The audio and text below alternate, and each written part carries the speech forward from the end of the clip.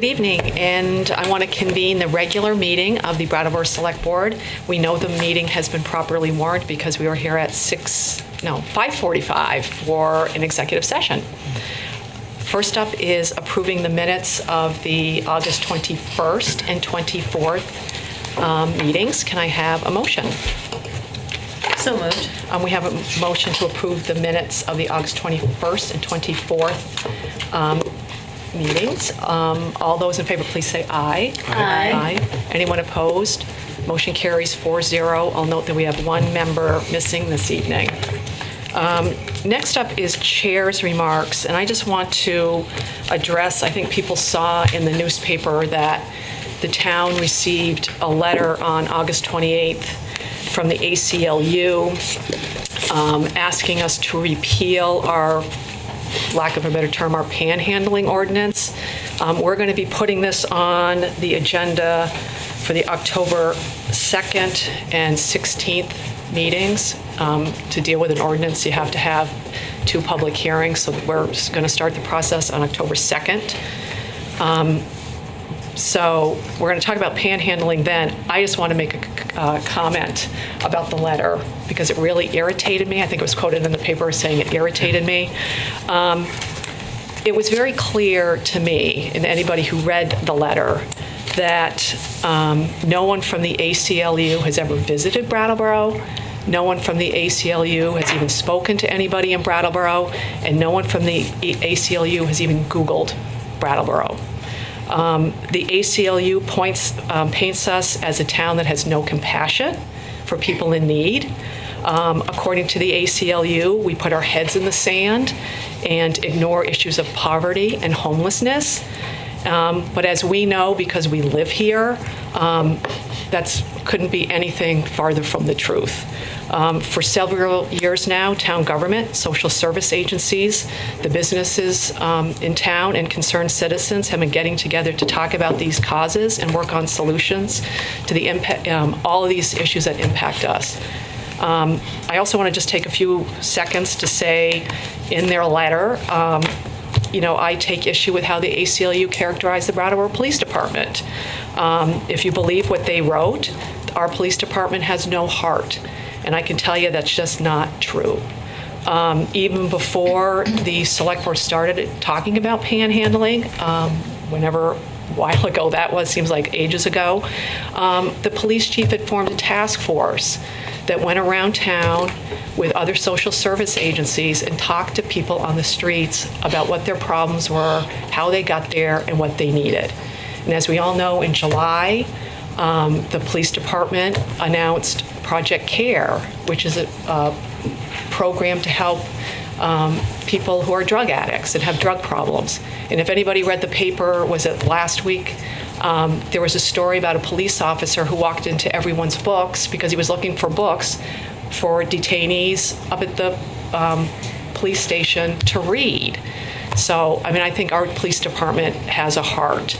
As a town, we're not done discussing the issues of homelessness, poverty, and drug addiction.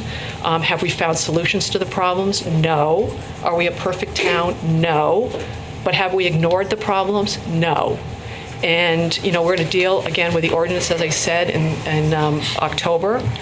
But, for now, on the issue of whether we're a compassionate community, I refuse to be shamed or schooled by the ACLU. So hopefully I'll get less irritated about it, but it really bothers me on what they wrote in the letter. So that's that from me on that issue. On a happier issue, on Sunday, the Brattleboro Fire Department held its annual pancake breakfast, and I just have to say I brought my nephews, and once again the chocolate chip pancakes got the thumbs up. So I want to thank the fire department for doing their annual pancake breakfast. Would the town manager like to say anything? I don't have any comments on anything that's not on the agenda tonight. Thank you.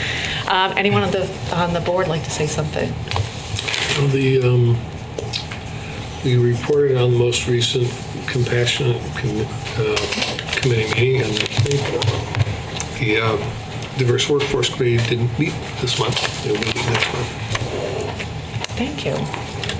I would like to thank you for your comments and for the strength in which you brought them forward this evening. Thank you, Brandy. Well done. Would you like to say anything? When I'm putting you on your spot, you don't have No. to. Okay, great. I have nothing to add. All right, thank you.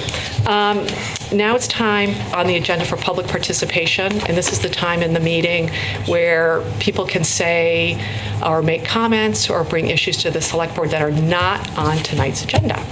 I see Diana, come on up. And please tell us who you are and where you're from. Oh, you broke it. Now you've broken the thing. Yes, but it's being very like droopy. It's not. So thank you. My name is Diana Vander. I'm a resident of this town, a beloved resident of this town. And I don't want to spoil the party that you have just talked about. However, I do want to say that today was an extraordinarily difficult day for me, as have been the last 3 days. I was assaulted in the garage today, in the parking garage. It has happened at 2 other times this week.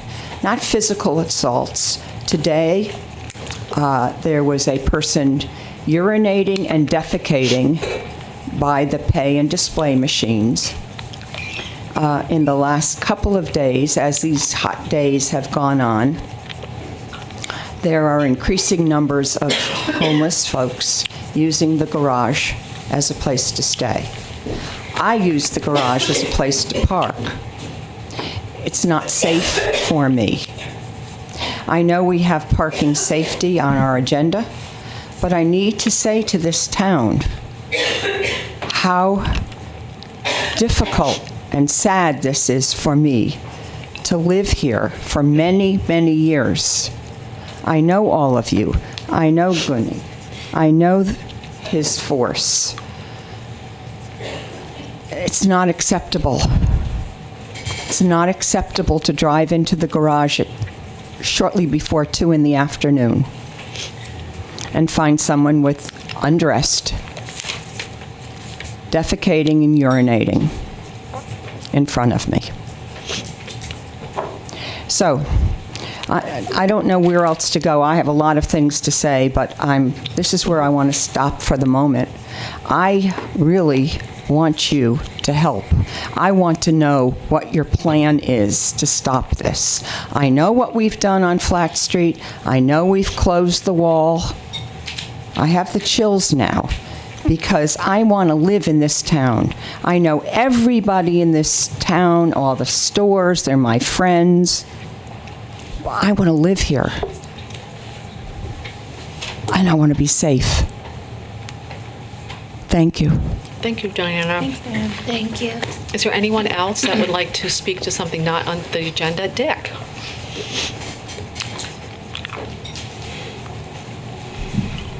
I thought you were taller. You should have left it down for me. Thank you, Dick DeGray, Brattleboro. I have several things. I think I'll follow up on what Diana said. I certainly read the first article that was in the paper with the ACLU, and boy, what a poor reference for the homeless people, that they used a young lady, didn't want to give her last name, and didn't want to work, probably didn't need to work, and she said it's easier to panhandle. And the first thought that came to my mind is, why didn't you want to use your last name? Probably so you didn't embarrass your family. But I think about the people in this state where we're really pushing to get the wages up to $15 an hour, and we have these people who are panhandling. And I can tell you in this town, and certainly you alluded to it a little bit, Kate, that the people who have little take care of other people all the time in this town. I see it day in and day out, and I'm proud of that fact. But the panhandlers that we have downtown, I don't even call them panhandlers anymore. They're street aggressors. They attack you when you are getting out of your car, and attack is the proper word. They don't let you get out of your car. They don't let you go to where you're going. They're impeding people as they're trying to walk away. They're vulgar and abusive to the people, and it's not just people who are coming to shop downtown. It's the people who are living downtown. I've had numerous people to say, this is unbelievable, and the board has been silent. You know, one of the things, we have this panhandling ordinance that you're going to repeal in a couple of weeks. I don't think you've really acted on it. There's people that are drunk. I was driving home last night. It was 8:20. There was somebody, I don't know if he was passed out. I don't know if he was dead. He was in the parking lot down in front of the museum. I called 911 to say that there's somebody down. I don't know what condition they're in, but somebody should get down there. This is happening all over town. I don't have the answer for it. I had made a suggestion here early in June. I had talked to several people about getting some sort of ordinance to say that where you can panhandle, I want to emphasize the word can, not taking away people's free speech, because what's happening downtown is not free speech issues. There's a profound difference from somebody holding a sign and somebody else getting up in your grill. And I know an elderly woman a few nights ago who was really accosted, and I know that family members actually went up to the police station to file a complaint. And nothing is happening. Nothing happened all summer. I applaud the chief for what they were trying to do in terms of having this task force going out. But there are more new faces in this town every single day. I see them. I'm on the street every day. I'm on the street at 3:30 in the morning. You can't believe what goes on at 3:30 in the morning. And yet, the administration and the board has been silent on trying to help the people who have come here, who have called, and they don't see anything happening. I'm like the mail carrier. People go, give it to Dick, he'll say something. Give it to Dick, he'll say something. The reality is, I see it too. So not only am I speaking for them, I'm speaking for me. And so when this discussion happens, I hope that you come prepared with some solutions that we can talk about and hopefully help the people who live here, who come downtown and shop here and visit our beautiful town.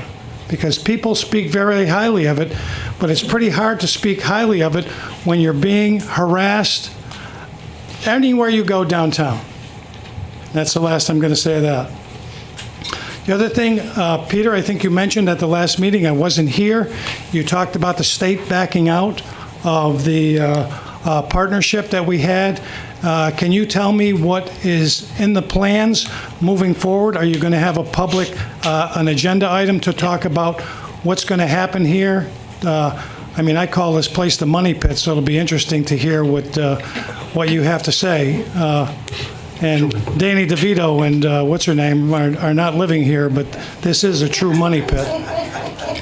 Part of the announcement that I made last week was that we are working on other alternatives already, and we expect that sometime in the fall we'll be able to have public discussion around those. Thank you. And I'll certainly close on a positive note under the category of better late than never. Actually, Kate was a part of this when we were cleaning out the river garden for BABB as it was going to transition over to the shoaling of the heifers. Tom Franks, and I'd like to give him a thank you. He was an executive director for BABB back at that time, back in 2006. There was a plaque that was made up of people who financially donated to Plenty Park, and it never got put up. And so Tom found it somewhere down in the basement and gave it to me and said, okay, I'll get it up.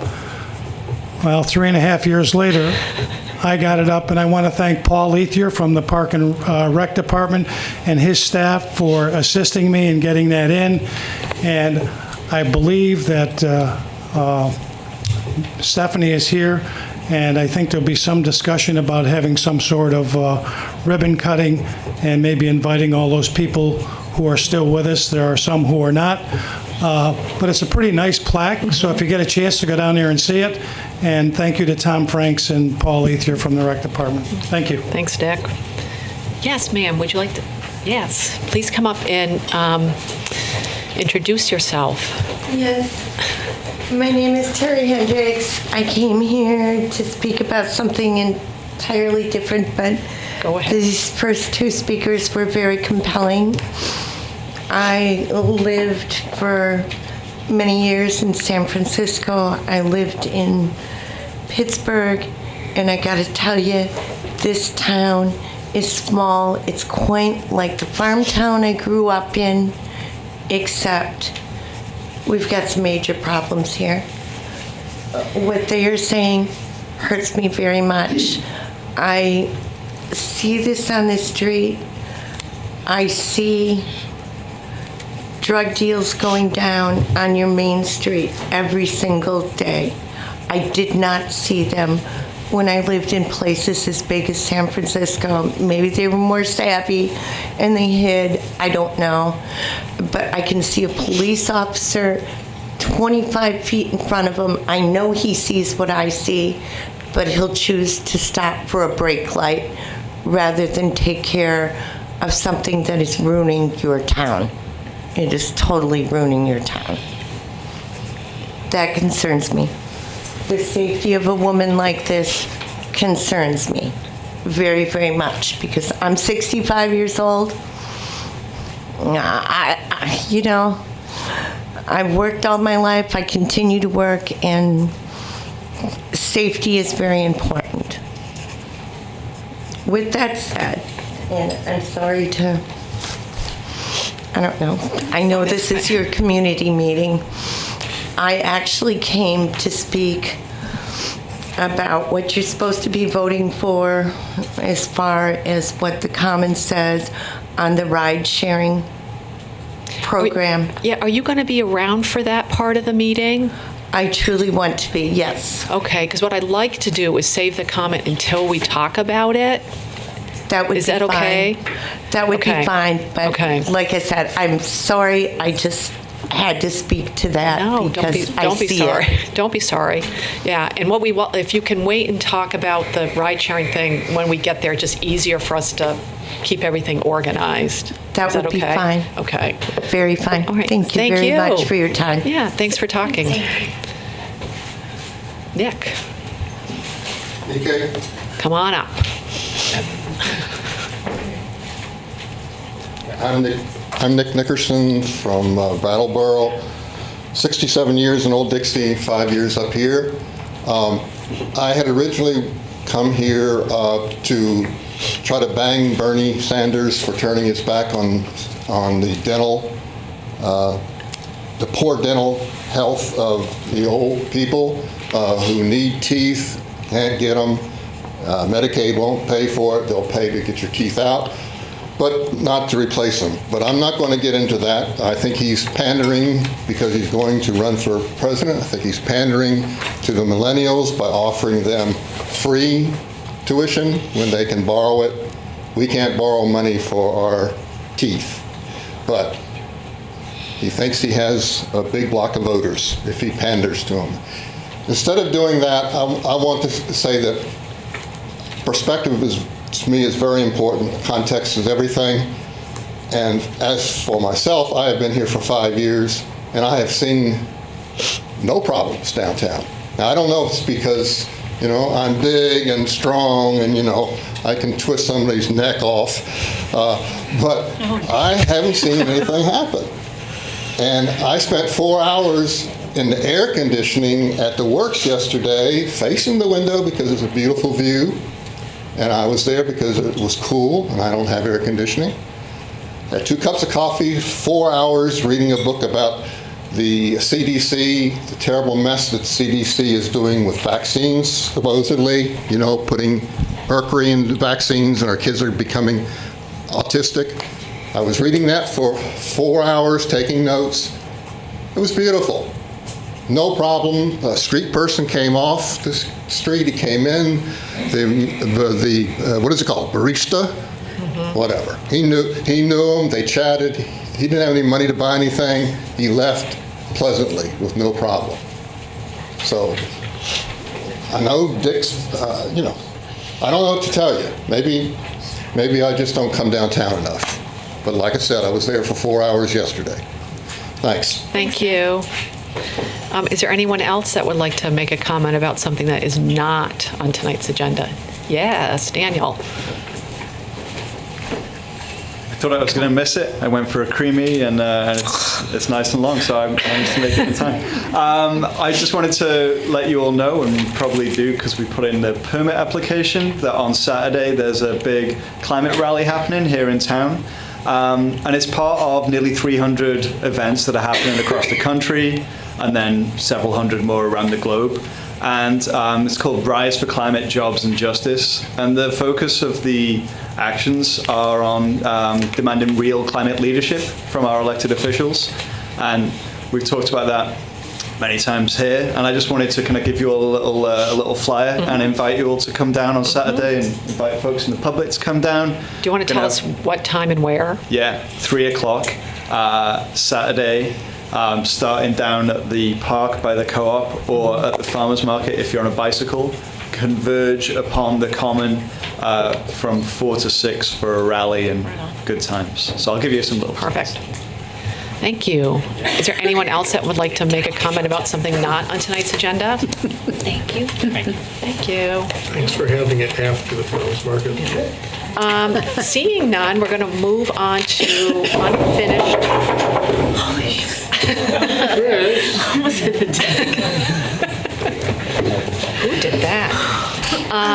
We'll move on, after we're afraid, to unfinished business. And the first item are the second reading and public hearings on 2 of the ordinances that we're going to change or are going to vote on whether we will change. First is Chapter 11,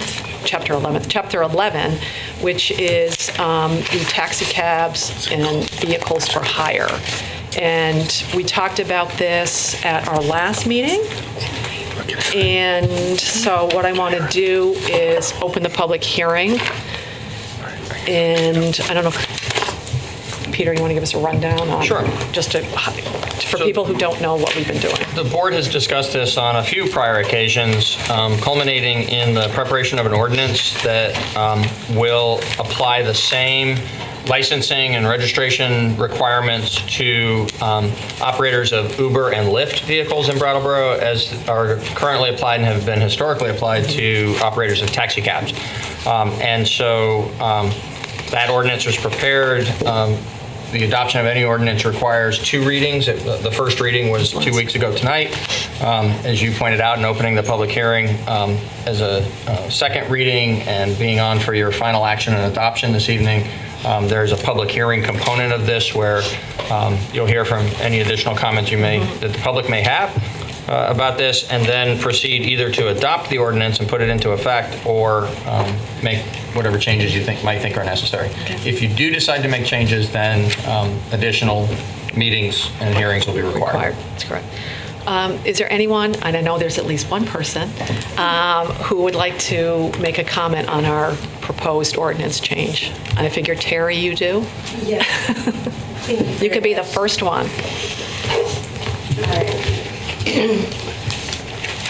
So, I guess I'm unclear about a few things here. I read the article in the Commons, which I have.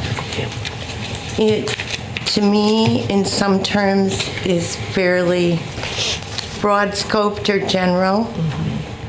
So I'm asking for some information as well. All right? Yep. My husband and I live just over the bridge in Vernon, and we operate and we assist a great many people that live in Brattleboro and have for the last 3 years. The ordinances, because our understanding, Vernon's understanding, and when I pulled up the state regs, Title 24, Chapter 61, they define it as the select board or the governing body within a particular municipal has the ability to amend, change, and do, which you all do. No problem there. My concern in the article is that you're looking at any transportation for hire. I think that seems very broad. We have Amtraks that come through here. We have Greyhounds that come through here. We have the Uber and Lyft. We have businesses like my husband that live just over the bridge that run through here. We have people from Springfield. We have people from Keene. Many people assisting the local residents to get around. So I need some clarity on what you are proposing here and how, if you were going to encompass anything that came through your municipality, how you would possibly be able to regulate that with the current man hours and everything else you have. It would seem a huge undertaking if it was going to be across the board. I think that we've provided an enormous service for your town since Brattleboro Taxi went out of business.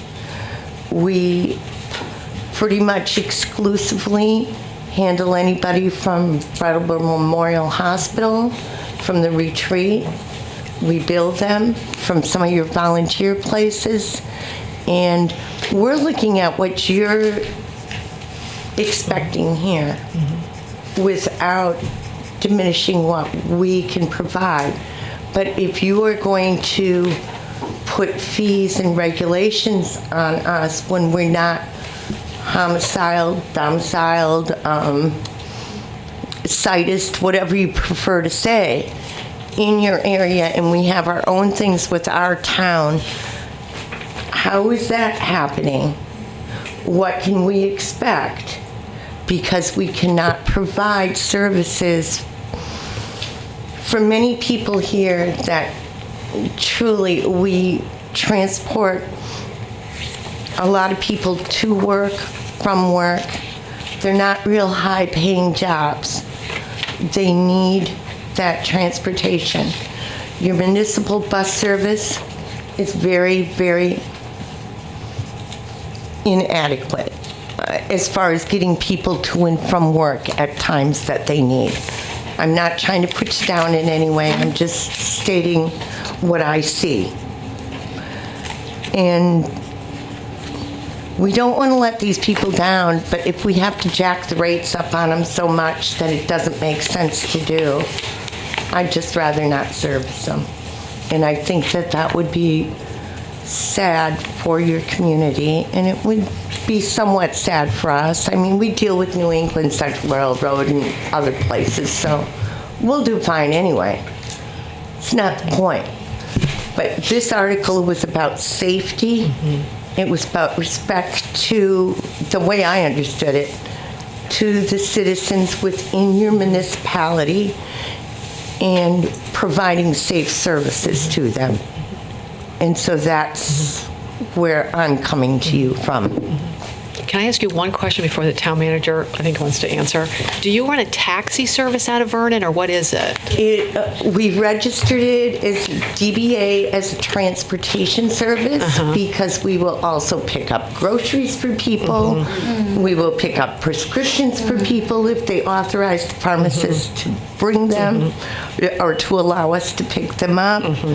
We do much more than just move a person from one place to another. Thanks, Terry. Do you want to? Matt? Yeah. Sure. Yeah. So a couple of clarifications. The ordinance is not applicable to trains or to buses that are operated as mass transportation systems. That is The transportation for hire? Those are separately regulated. What the town's ordinance traditionally has done, as is common in most municipal ordinances, has regulated taxi cabs, because it was only recently that there were other types of vehicles for hire beyond fixed route buses and trains and the other kinds of mass transportation systems. So this is an individual ride for a person being provided by, what caused this issue to emerge was individual rides being provided to people in a manner that's very similar to how taxi cabs provides their services, but where it was unregulated because the ordinance, as most municipal ordinances were, was very specific to taxi cab operations rather than a broader definition of vehicles for hire. So in part as leveling the playing field among the different providers of these services where an individual ride is provided at the request of a rider, and in part for the extension of those same public safety protections that are provided through the taxi cab ordinance to make sure those are also applicable to operators like Uber and Lyft, but not just Uber and Lyft.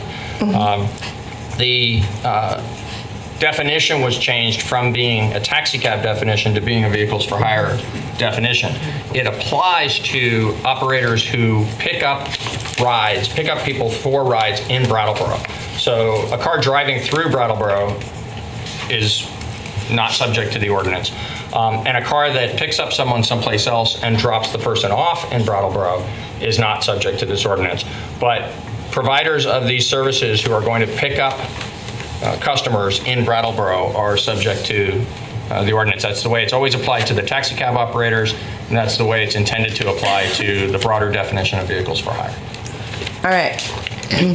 With that said, being that you only have one taxi cab in Brattleboro, that hours are not dependable, that the customers tell us that, day in and day out.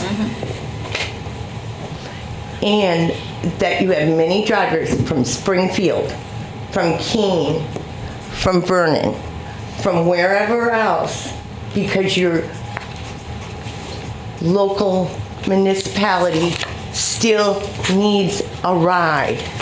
And they call us and we charge them extra to come into Brattleboro to pick them up. But we are coming into Brattleboro to pick them up. So how are you going to govern that? Really? So your service will be subject to the ordinance, to compliance with this ordinance if you want to continue to pick up fares in Brattleboro. And you're going to do that to Keene and Springfield and all these other places. And how are you going to monitor that to make it a level playing field? Good question. Or we won't come here. It's fine. The original intent of this was to address Uber and Lyft and sort of less formal,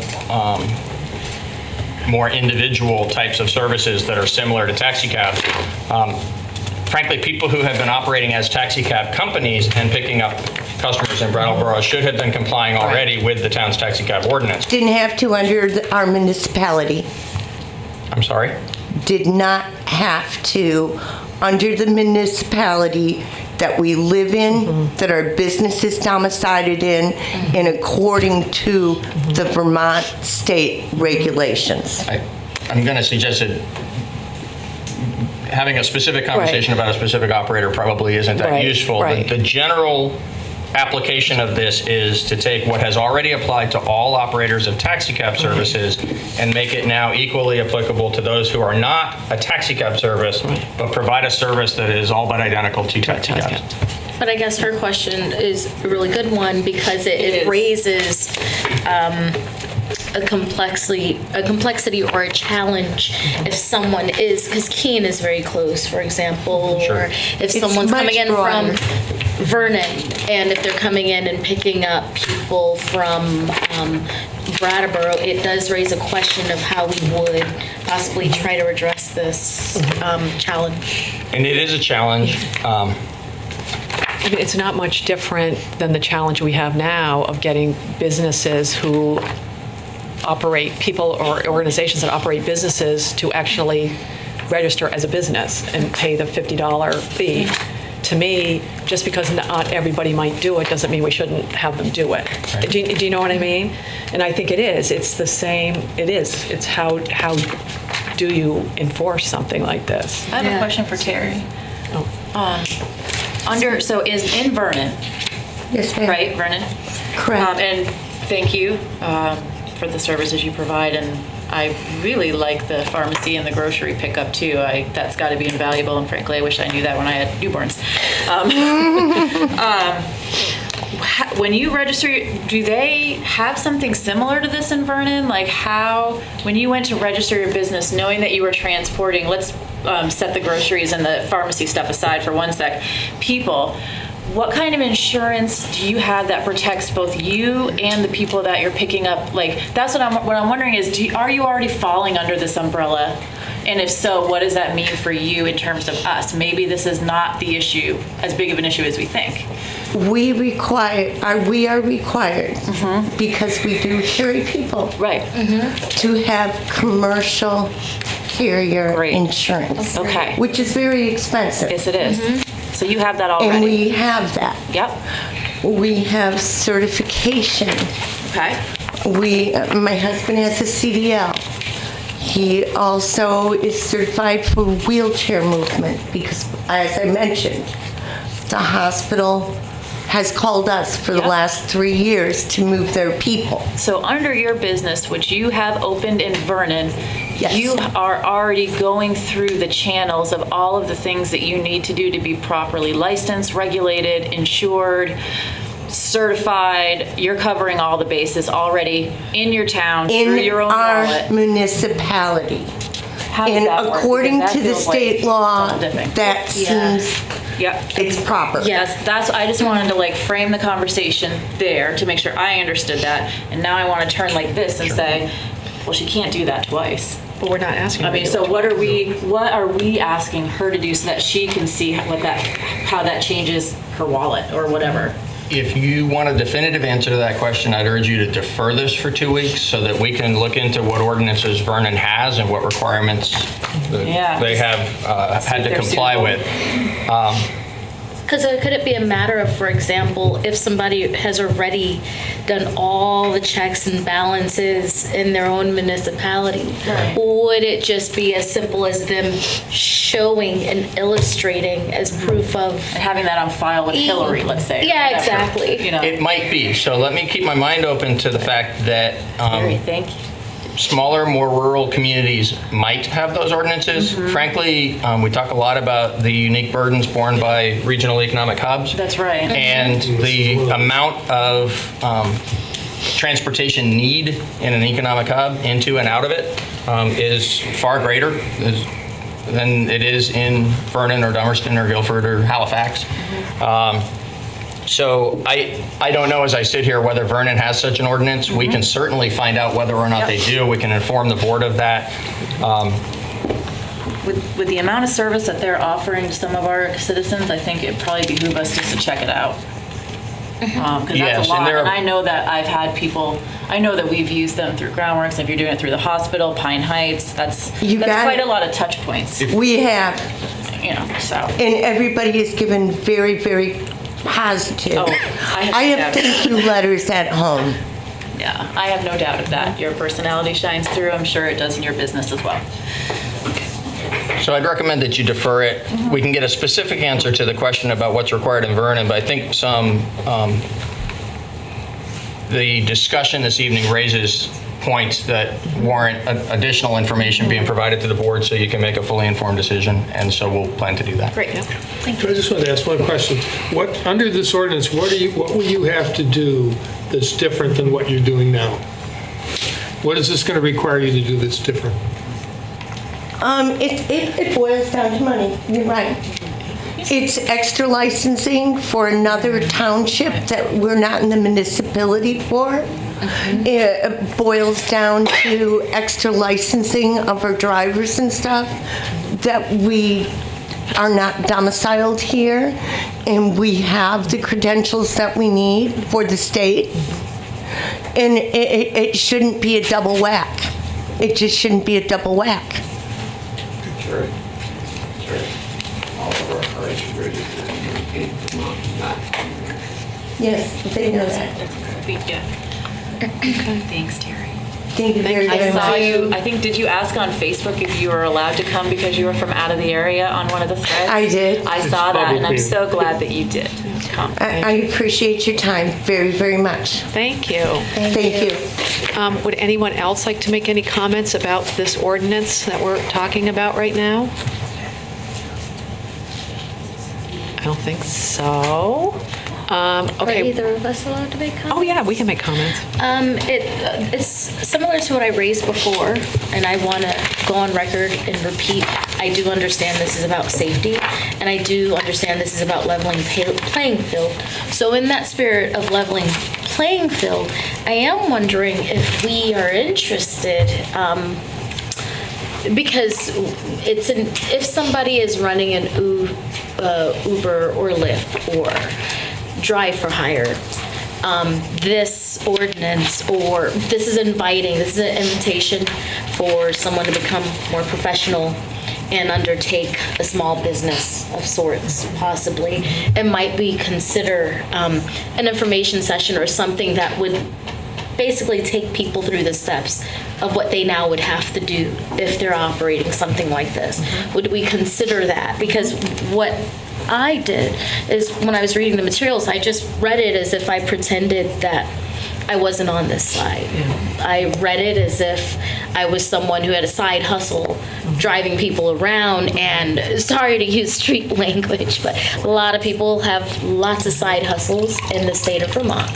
And so I just want to make sure this does not make it more difficult for them, but also that this could be an opportunity to invite more small businesses or sole proprietorships, so that there could be an opportunity for them to learn, like a session. It doesn't have to be run by us, obviously, but and may not be. But how could we think about that as opportunities as this is being rolled out, so that people know and that they're aware? The town, I don't know if anyone on the select board has seen it, and if you haven't, you should look at it. The town of Brattleboro, I think it's the assessor's office, has put together a really nice booklet on doing business in Brattleboro. And it's this little booklet. Awesome. It is the best thing. I mean, I just want to put a plug in for whoever did it. Right. And that's the same kind of thing, that Sure. it's really good. So there are easy ways. Should get a copy. And we can offer specific training as it relates to the implementation of the Yeah. new ordinance, since it would increase the reach of this Right. particular regulation. Absolutely. So, and adding this to this thing. Yeah, It's like doing business for dummies, basically. Well, I But think it's- it would be key, though, because Yeah. then there starts to be questions of how would people file their taxes and things like that, which obviously we're not in a position to answer that question, but I think there should at least be something to accompany this so that people know exactly what they're at least supposed to be expect thinking what they about and need to do. doing. Yeah.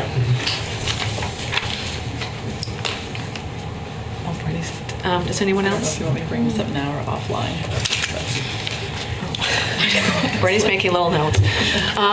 Does anyone else on the board have any more comments? So what we'll do is carry this over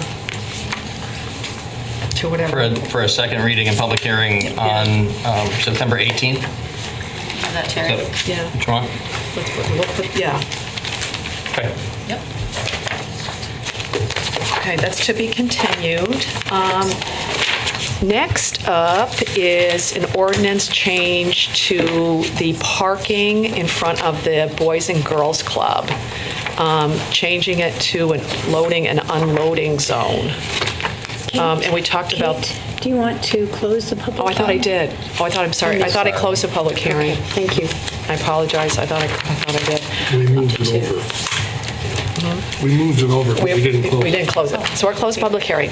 So the next up is the ordinance change in the parking, which would change the space in front of the Boys and Girls Club on Flat Street to a loading and unloading zone. We talked about this at our last meeting, and basically this is a request of the Boys and Girls Club so that cars can pull up, dump kids off, pick them up. So that's pretty simplistic on what this is. I'll open the public hearing on this one and see if anybody has any comments. No public comments? Anyone on the board have any comments? Seems like a good idea. Yeah. Okay, so we're going to close the public hearing, and I don't know if somebody on the board wants to make a motion. I'll make a motion to, what am I making a motion to do? Oh, here we go. To approve the amendments to the Code of Ordinances at Appendix C, regulations governing the control of traffic, Article 1, loading and unloading zones, and Article 2, parking as presented. Is that right? Yep. We have a motion to approve the amendments to the Code of Ordinances dealing with Boys and Girls Club. All those in favor, please say aye. Aye. Anyone opposed? Motion carries 4-0.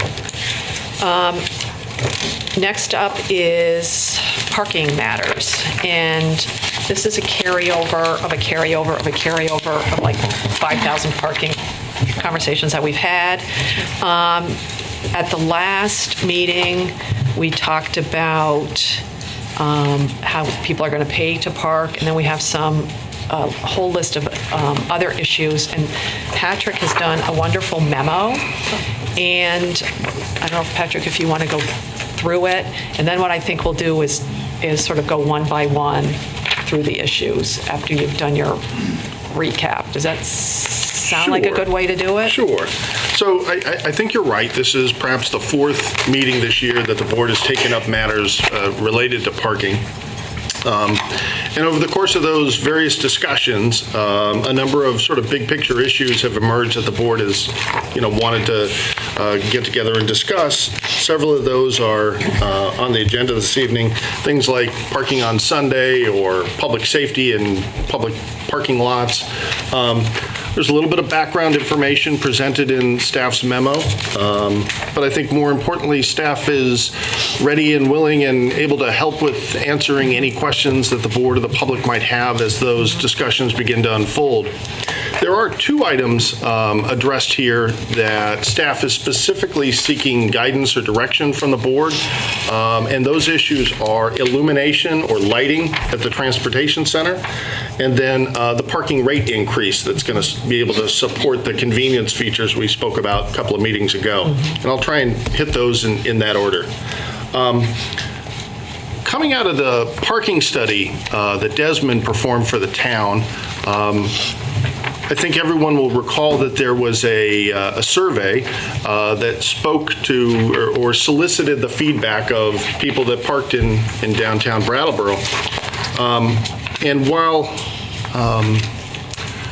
most respondents seem to indicate that the condition of the parking infrastructure was in good to better than good shape, several people indicated that lighting in the transportation center was of concern, and that there was a perception by some that the space was dimly lit, and that condition may lead to a sense that the facility is not safe.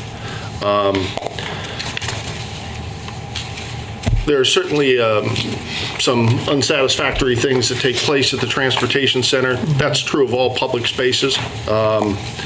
But the issue about lighting at the transportation center, or the illumination, the level of perceived brightness there, is one that staff has done a little bit of research and would like to find out if the board is interested in moving forward with any of the options we've outlined in the memo. So one of the options that Desmond had indicated was that an application of reflective paint would help to improve the lighting, or the perceived lighting, in the transportation center. So we spent a good deal of time looking at this. I did some follow-up communication with Andy Hill, who was the principal author of that report. He identified a particular product, a particular reflective paint product. We determined that a reasonable price for that is about $2.50 per square foot of application. And then we spent some time in the transportation center to see, well, all right, so how much square footage are we looking at? it was a little surprising, and it became really clear as soon as you walked into the transportation center and looked up that what we're not dealing with is a flat level ceiling. What we are dealing with is sort of upside down U's of concrete. That really increases the surface area to be painted. And in looking at what it would cost to apply this particular coating of paint to the ceiling of 3.5 floors of level parking, my guess is that the board will find this to be not a pretty cost-effective solution. We're estimating in the ballpark of $400,000 to apply this paint to the top of the transportation center.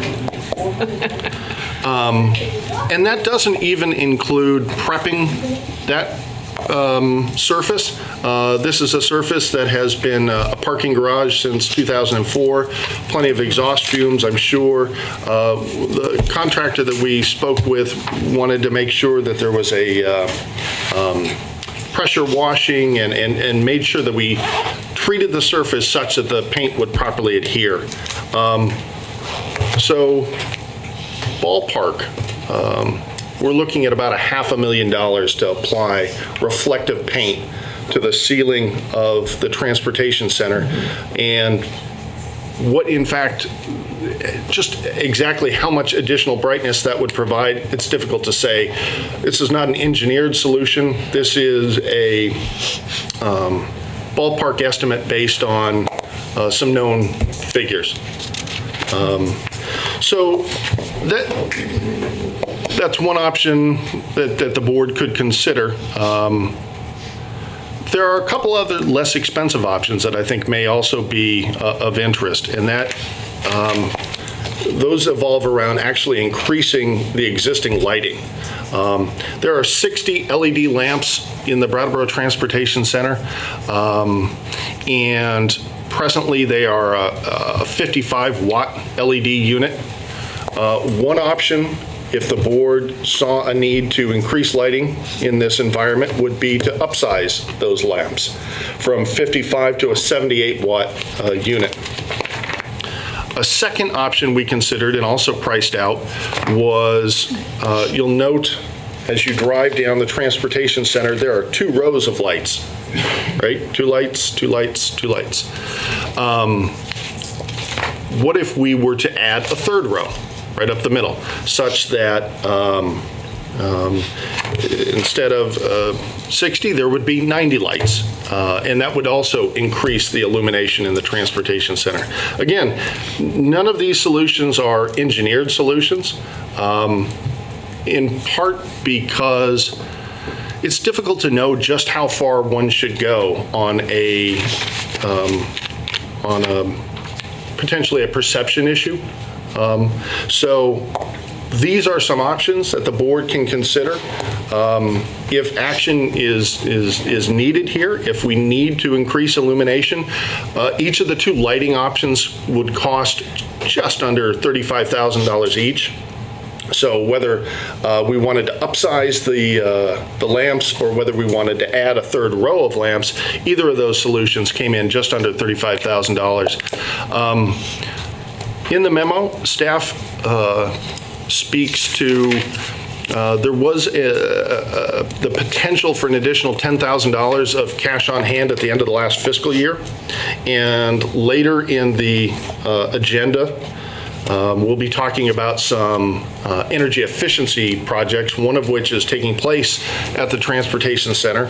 And that one, as it turns out, looks like it's going to come in about $24,000 under budget.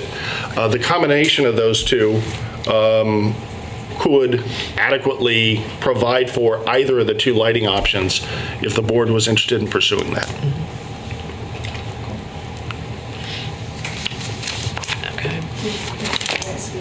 Just one sec.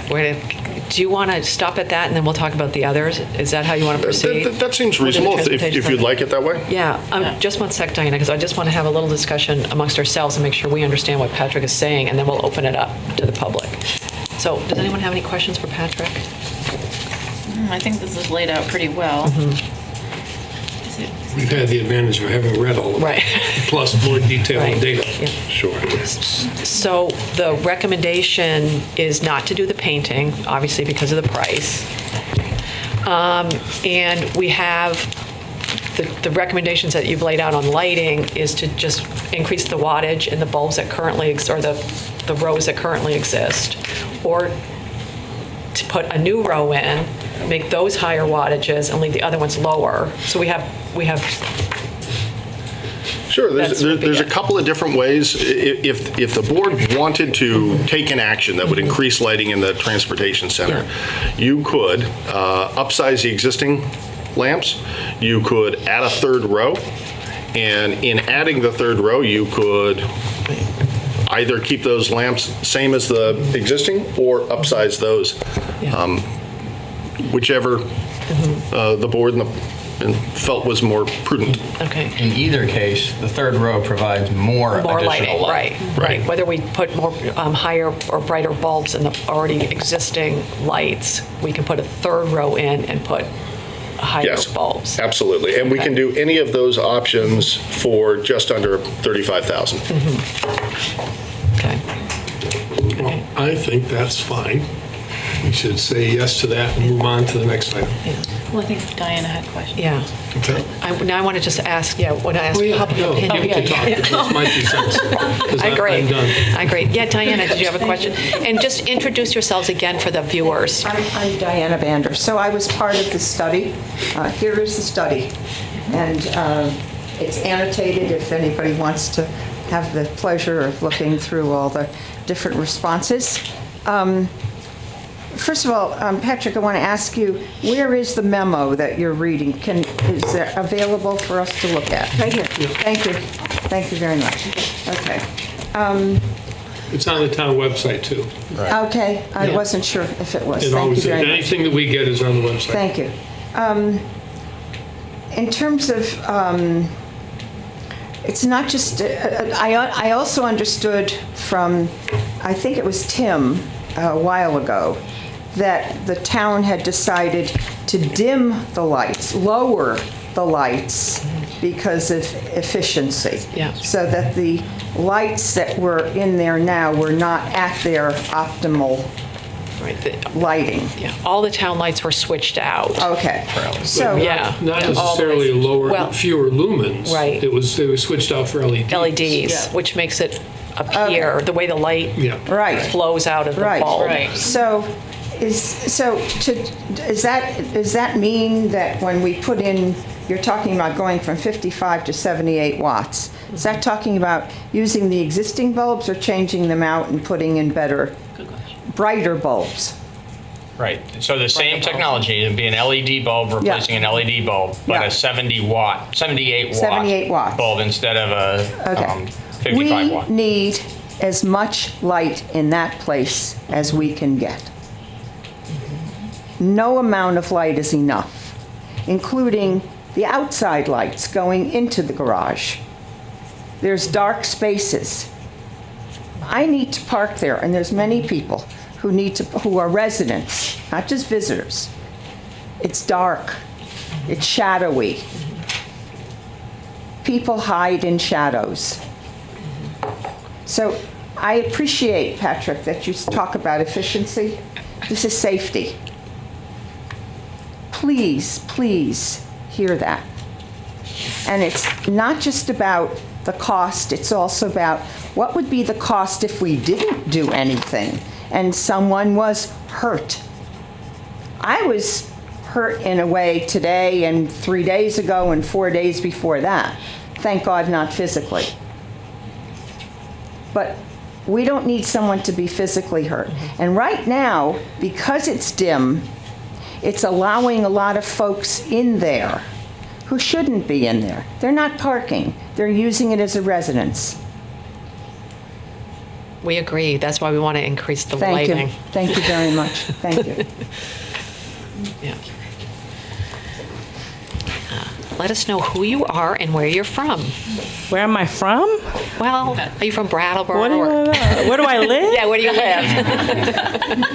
That's a long story. I can stand up here. I have an audience. I don't have a fully formulated thought, but I do have a concern. And one of my main concerns is the word safety. Because when I hear the word safety, I ask the question, whose safety?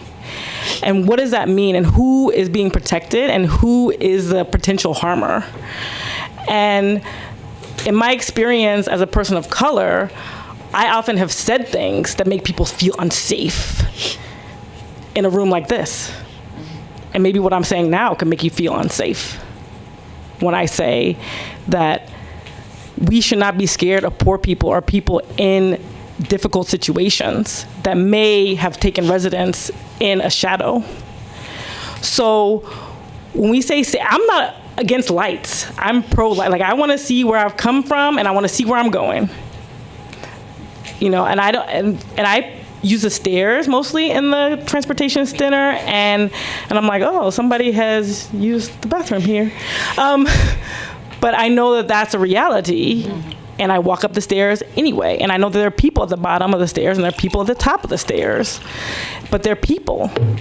And I feel like that isn't part of this conversation that isn't being said, that all these humans are part of our community. And so the question is, how do we make them safe? Are they safe in the transportation center? That's another question. People who often have their homes on the street are not safe.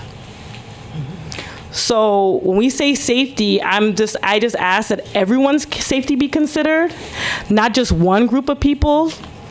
And so how are we going to address that as a community to make sure that everyone is safe? I want to feel safe. I'm a parent in this community.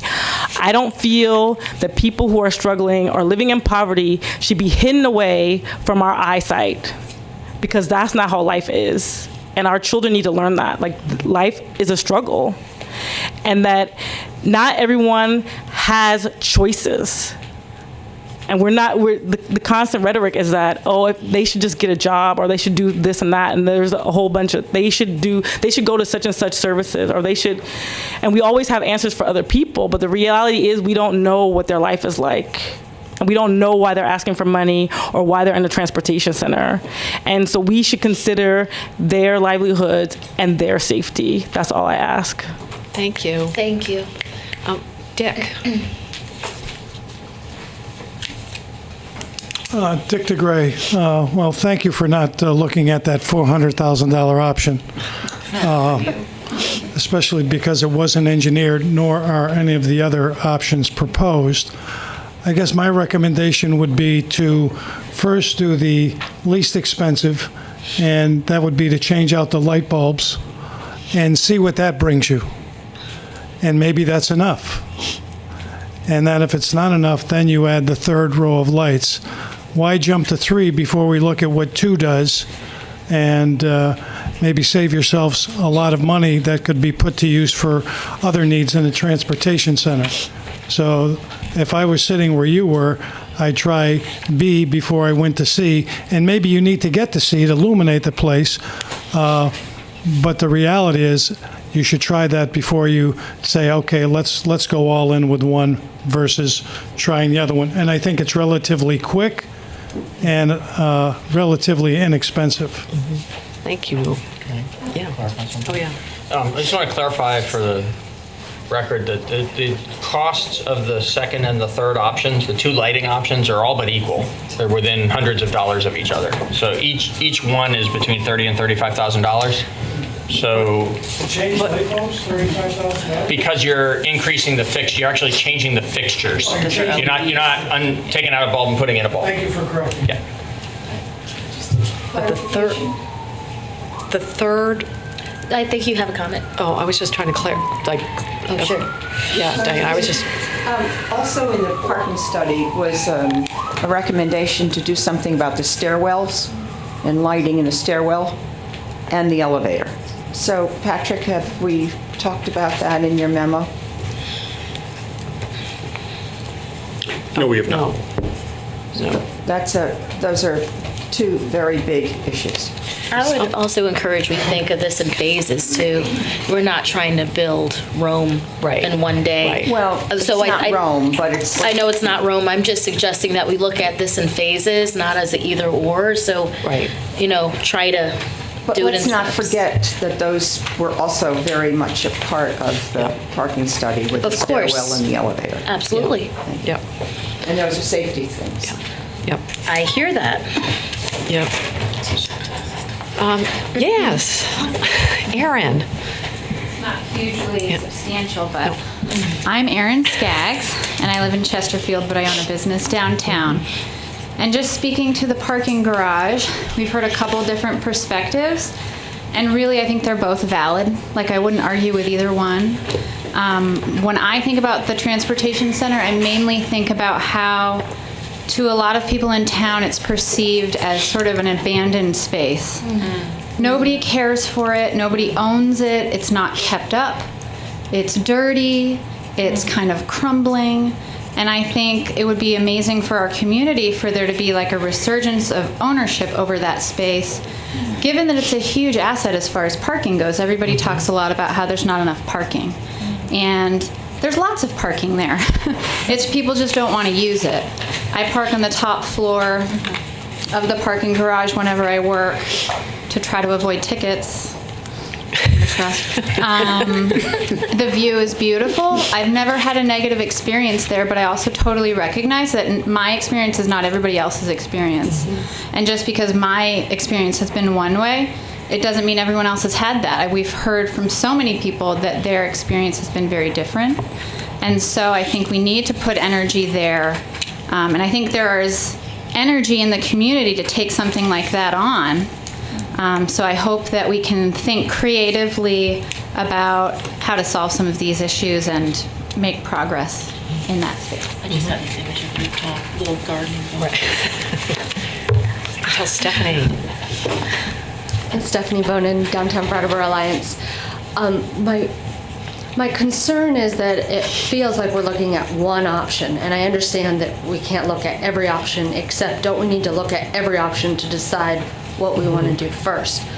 So I'm wondering where the conversation is if it's just lighting, because the other ones on the agenda don't have to do with the parking garage and public safety.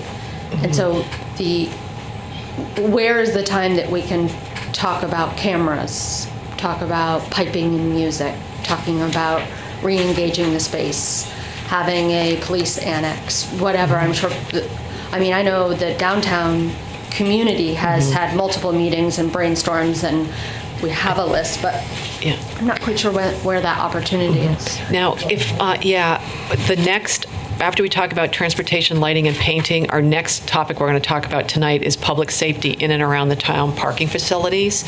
So that right after I think what we want to do right now is give town staff the direction. Do we want to paint? Do we want to do the lights? And then we're going to move on right now, to the next But in order for me to say yes, I think the light, or anyone, not just me, to say yes, I want to do this. If we say yes to this, then we say no to other opportunities. Okay. Unless we have we can money, wait till which is great. we can go through everything and then go back to number one, and the select board can make a Great. decision on what we want to do. Then the second, what are we going to do with 60 light bulbs? Is there an ability to reuse them somewhere else or resell them if we go with the lighting option? That just seems like an amazing amount of waste. A little bit of a side note.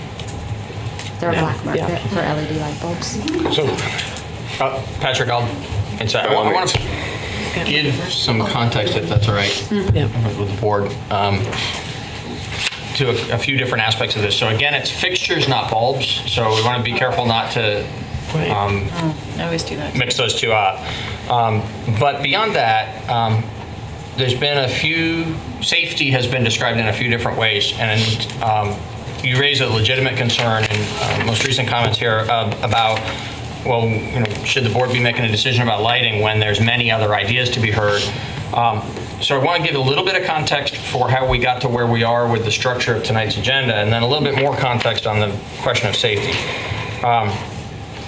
We got to where we are because parking, as Kate indicated at the beginning of the conversation, has been something now probably at least 6 times in the last 4 or 5 months has been on this board's agenda. And so there's an evolving conversation that's involved a lot of community input. And one of the things that grew out of the earlier conversations was we need more lighting at the transportation center. And so the board was responsive to that and asked staff to come back with what that looks like. And so the paint idea, actually, there was some hope. It began as a lighting conversation. When we first started to look into it, there was some hope that actually the paint would be a more cost-effective solution because it could reflect the existing light and without it consuming any more energy, provide a brighter environment, maybe at a cheaper cost than doing the work on the lighting system. What we found, as you know, from the discussion tonight is, the painting is not a practical solution, but there are a couple of different lighting solutions that are pretty within reach. It would be reasonable for the board to say, yeah, let's do that one and go get it implemented. And yeah, there's an element of trial and error to this. Patrick has mentioned a couple of times it's not an engineered solution. Frankly, I don't think you want to turn this into an engineered project. If you want rapid progress, if people are looking for something to be done to make a positive impact there in the short term, while maybe some other ideas are considered for the longer term, then you want to pursue one of the lighting options that's been brought to you tonight, because not necessarily tonight, but in the short term, that's something that is within our budget and will have a noticeable impact in terms of the brightness in the facility. So whether you're ready to act tonight or whether you want to act soon, it's a more readily available solution than hiring an engineer and designing some larger scale project and spending a lot more money to prepare to spend a lot more money. Beyond that, I think it's important. We've heard already at least 2 and maybe 3 and maybe more perspectives on how we define safety as a community in a spot that is a challenging location for us as a community at the transportation center. And I believe we're going to have a conversation before we're done tonight more broadly about town parking lots as well. And one of the things that I think is important to remember is we have a police department that keeps really specific records of where they get called to and what they do when they get there. And we are better able when it comes to law enforcement matters than most of the things we do in town government to be very specific about patterns of resources that have been invested and actions that have been taken and impacts for the community over periods of time. What we don't see in and around our parking facilities, even at the transportation center, is an increase in activity that is intended to harm other people. We don't see people stealing from one another. We don't see people threatening to hurt each other or hurting each other in any greater numbers than ever happened before. What we do see is an increase. We have heard from our community an increase in the perception that it's not a safe place and some people are uncomfortable going there. And I don't mean to diminish that concern, because people are entitled to their own sense of what feels safe and what doesn't. And if large numbers of people don't feel safe in town facilities, we have an obligation to be concerned about that and to take reasonable action to address it, so that people of our community. It's not a door. It is a door. Answer the door. So that people of our community and visitors to our community feel safe in our public spaces. So feeling safe is important, and I really honestly don't want anybody who doesn't feel safe in some of our public spaces to think we're diminishing that as something that's not of town concern. But being unsafe in our public spaces is something really substantively different than feeling unsafe in our public spaces.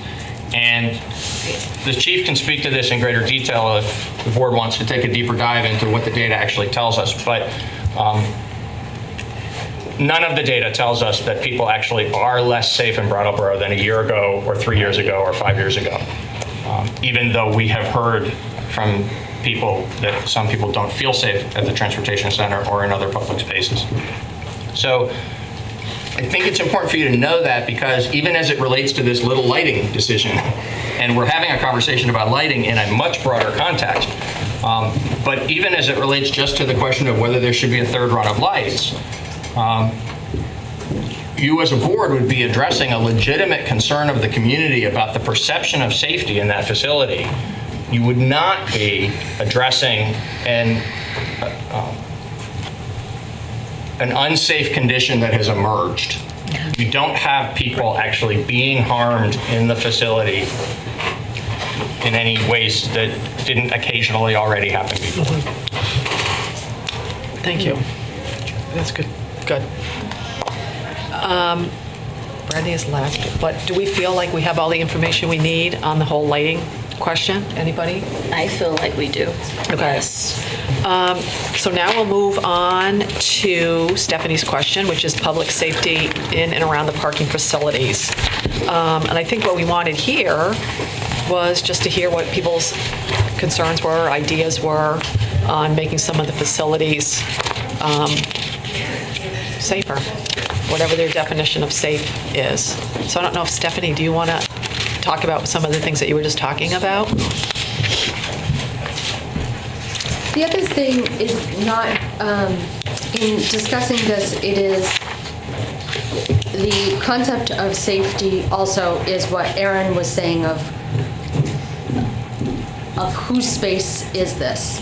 And so there's a feeling in general of the lots or the parking garages that no one is claiming it.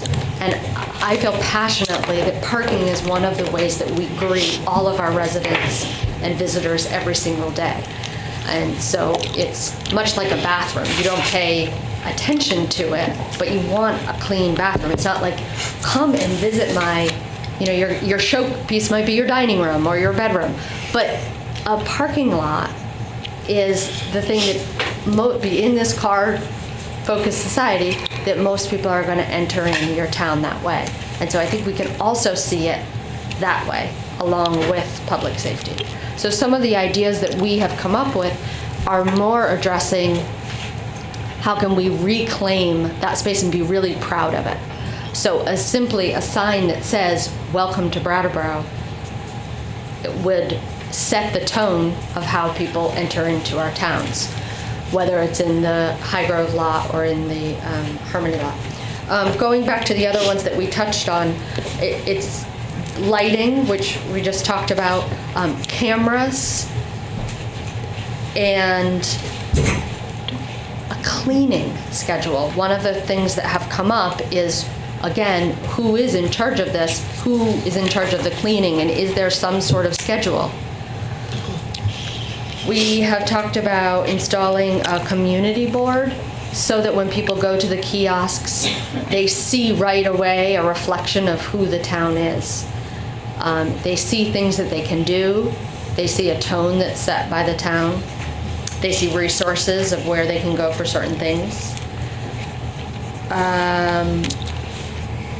Over and over, what comes up is being a person there, whether that person is greeting people, whether they're being a hospitality person, whether it is a police annex, whether it is a ticket taker and we move into the gates that a parking garage could have. On that same vein, there's been lots of discussion of commerce, which I did get an answer for, but just throwing it out there. Is there a way to engage the space just with people and having like an old-time shoe shiner? I wouldn't advocate on that particular profession, but yes, a popcorn seller, a whatever it is there an ability to have that in the space? And then we also have talked about public bathrooms, that although this would not be in a lot or in the transportation, but if that's a need in our community, then where can public bathrooms be? And that would be a side effect too. That would be directly addressing some of the issues that are going on, but not in the infrastructure of that place. Putting cigarette containers out so that people have the ability to help keep it clean. Those are some of the ideas, and I'm sure other people can flesh out more. thoughts. When you say we, who's the we that came up with this list? Downtown Brattleboro Alliance, so through meetings, through emails, through... So with other business owners? Downtown Brattleboro Alliance is residents, organizations, and business owners. So whomever is participating, and like you, this has been an ongoing conversation, so it's not just a single meeting.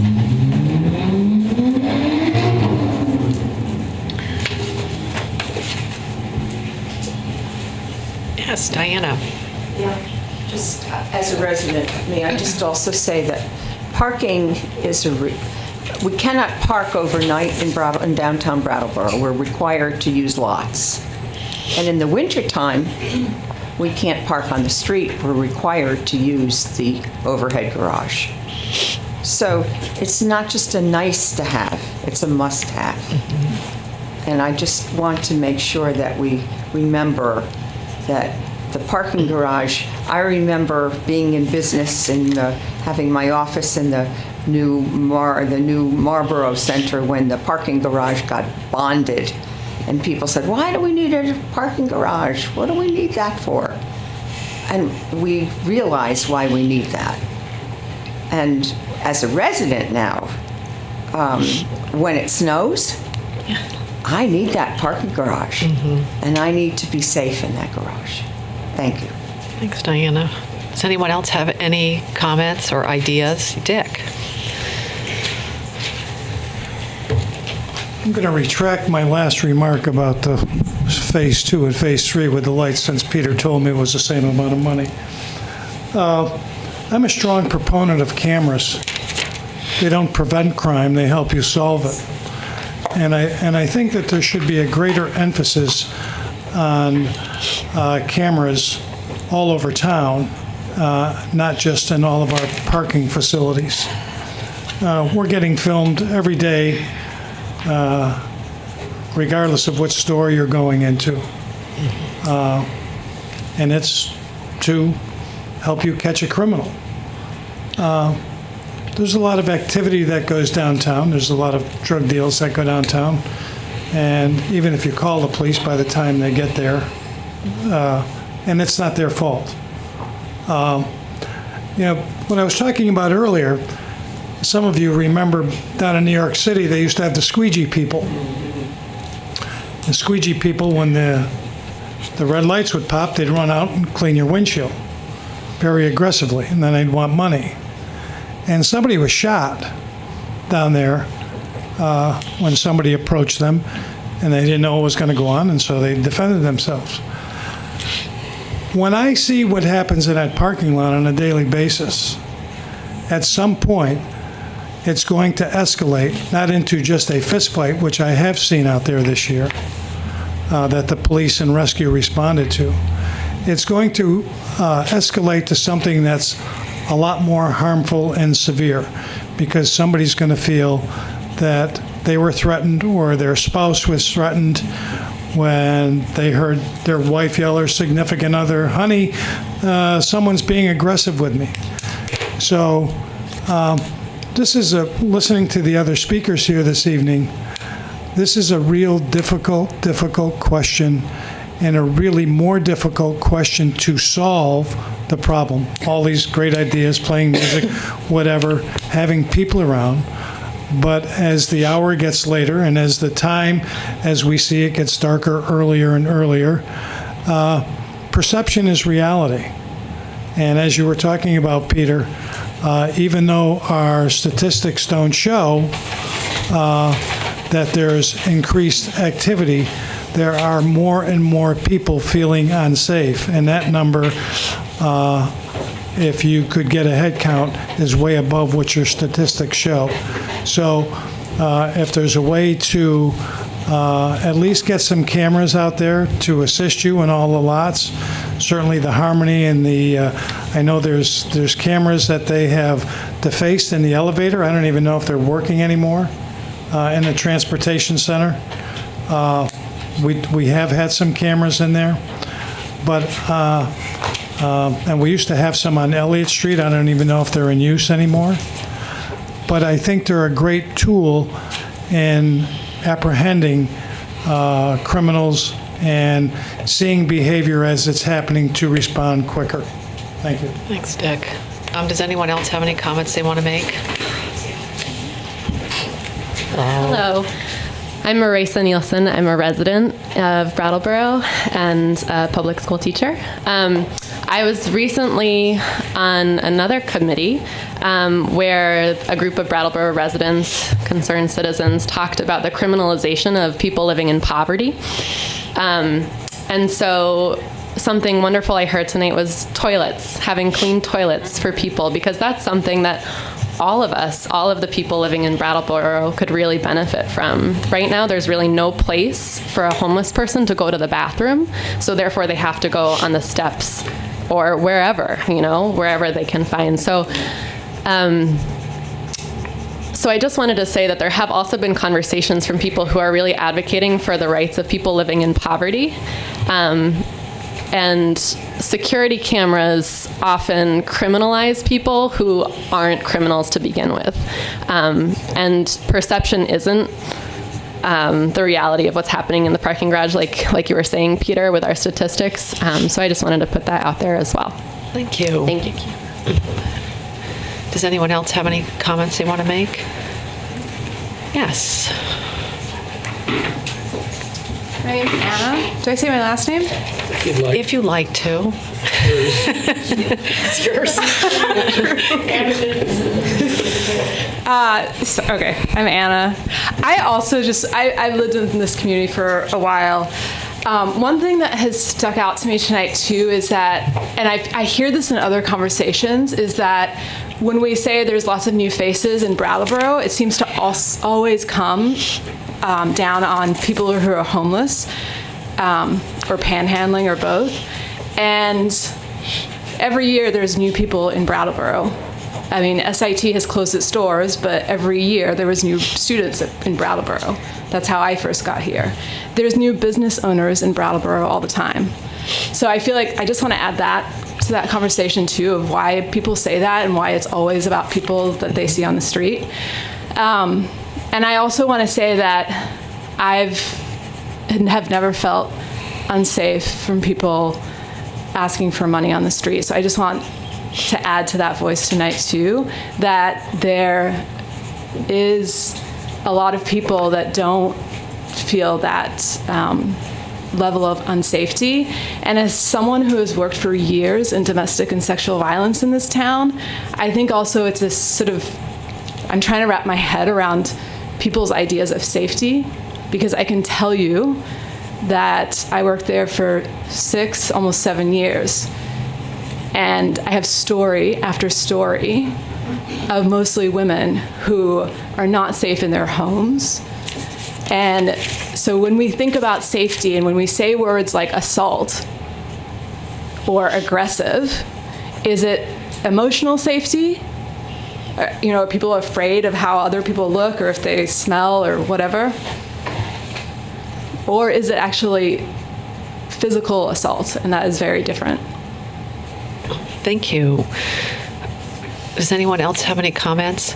I think what we'll do, if this makes sense, we've got all these ideas, and I think what we'll...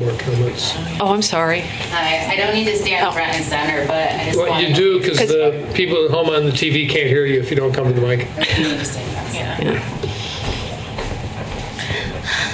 I banged on the fire escape door because the front door building was locked, and I wish that the doors had been open. I also wish that the doors were handicap accessible as well, because many people can struggle with just the physical effort of opening those doors and getting through without hurting themselves. Can I just ask you one question?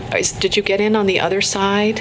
The front doors are locked, so I came through the back door. The parking lot but side, I just wish that the front doors were open, handicap accessible, and a sign welcoming people to participate, because otherwise this is pretty an exclusive event, and this should be open to the public and community. Okay, thank you. Does it make sense that, we're not going to make decisions on all of the suggestions tonight, that we figure out how we want to proceed and then come back to another meeting? You know what I mean? I don't want to spend So we're not making any decisions on the lights? No, we will go, I'm Oh, talking about okay. the subject that we just had. safety, When number we- two. Yeah, when we have these, we've got this list, and we can sort of figure out how we want to Sure. proceed to figure those things out at a later date. Does that make sense? Is that okay with everybody, that we're not going to, we have to figure out some of this stuff, whether we can afford cameras, whether we want to do cameras. So I don't want to make that, I don't think we're in the position to make a decision about putting cameras in downtown We also tonight. need to think about the national temperature around people being seen and unseen. So when I'm thinking of cameras, I'm thinking of people who may be, I don't want to call them immigrants because that's a nasty word, but people who may be living in the community who are trying to find their way to becoming citizens who may not want. So I'm really trying to be careful. I hope we're going to think about all the complexities here. And I deeply appreciate the comments that were made around safety and perception of safety, because it's very fascinating in terms of the who we're talking about and who are we keeping safe? And I definitely don't want to be a part of criminalizing someone because they're displaced. So, I think what I hear is definitely, from what you're just saying right now, what popped in my mind was the age-old adage of the road to hell is paved with good intentions. So we can certainly try to regulate our way to helping people who are feeling hysterically unsafe or very unsafe, but know that that can come back and bite people. And so when we're talking about cameras, when we're talking about stuff like that, I don't rush on that because that can come back to bite people. I love positive ideas like reclaiming spaces. I hear that. I think energy, I think life, I think what can we do that's creative? We have artists, we have gardeners in this town. Cool, the idea of pumping in music. Obviously, the idea of public bathrooms. How ridiculous is it that you can't pee without paying somewhere or getting a code in a place where you pay? Do I know that happened because somebody used the bathroom for an inappropriate activity? Yes, but people still have to use the bathroom. And if you don't let them use the bathroom, or if it becomes complicated and they're feeling ostracized, maybe a little passive aggressive and a little bit high, they're probably going to pee on your stairs. That's what's going to happen. Some of this is going to have to really start being approached with a little more, this is what's happening. This is what is happening. And how are we embracing people and making positive changes that don't make people feel like we're making these changes, we're putting in these cameras, we're brightening these lights because we don't like you and we don't like how you make us feel inside. And instead saying, you know what? I don't want you coming in here with the only belongings that you have being strapped to your back and sitting down to take a break without having better lighting for you too. I don't want you to feel like the only space you have to hang out is this not super attractive, kind of dank and gross parking garage. No offense to the people that built the parking garage, but I want this conversation to shift a little bit and not towards like a, oh, these liberals with all of their soft feelings kind of shift. But, I mean, I work at the drop-in center. I've got 30 people sleeping in pricker bushes right now. That's real. That's real. It's illegal to camp. It's illegal to sleep in a parking garage. It's frowned upon to be seen sleeping on a park bench. Come on, this is real. These people aren't going anywhere. So when I have conversations like this, I want to make sure that we're not rushing to solve people's perception of safety, and that instead we're saying, whoa, we've got a huge problem here, and we're going to take steps to make sure that people feel safer, that people enjoy being in Brattleboro, but we're going to make sure that those steps don't criminalize, ostracize, and victimize people that are already down. Or at least that's what I'm going to do while I'm sitting in this chair for the next 2 years. So there's my conversation. I've been quiet, so. Can I comment here? Yes. Of course. This is a meeting about parking. Yes. It's safety here. I didn't hear any of the speakers talk about homeless people, and then people here saying, let me finish. I listened to you. I've listened to you, and but I will let you I finish. have, and we're here giving suggestions to you. We're not saying put cameras in. I feel that if I was sitting there, I would be voting for cameras. not the end solution. But everybody here has been respectful. This is, if you want to have a conversation about some of these issues that you're talking about, then make them separate agenda items. If we need public bathrooms, then that's a separate agenda item. That's not a parking issue.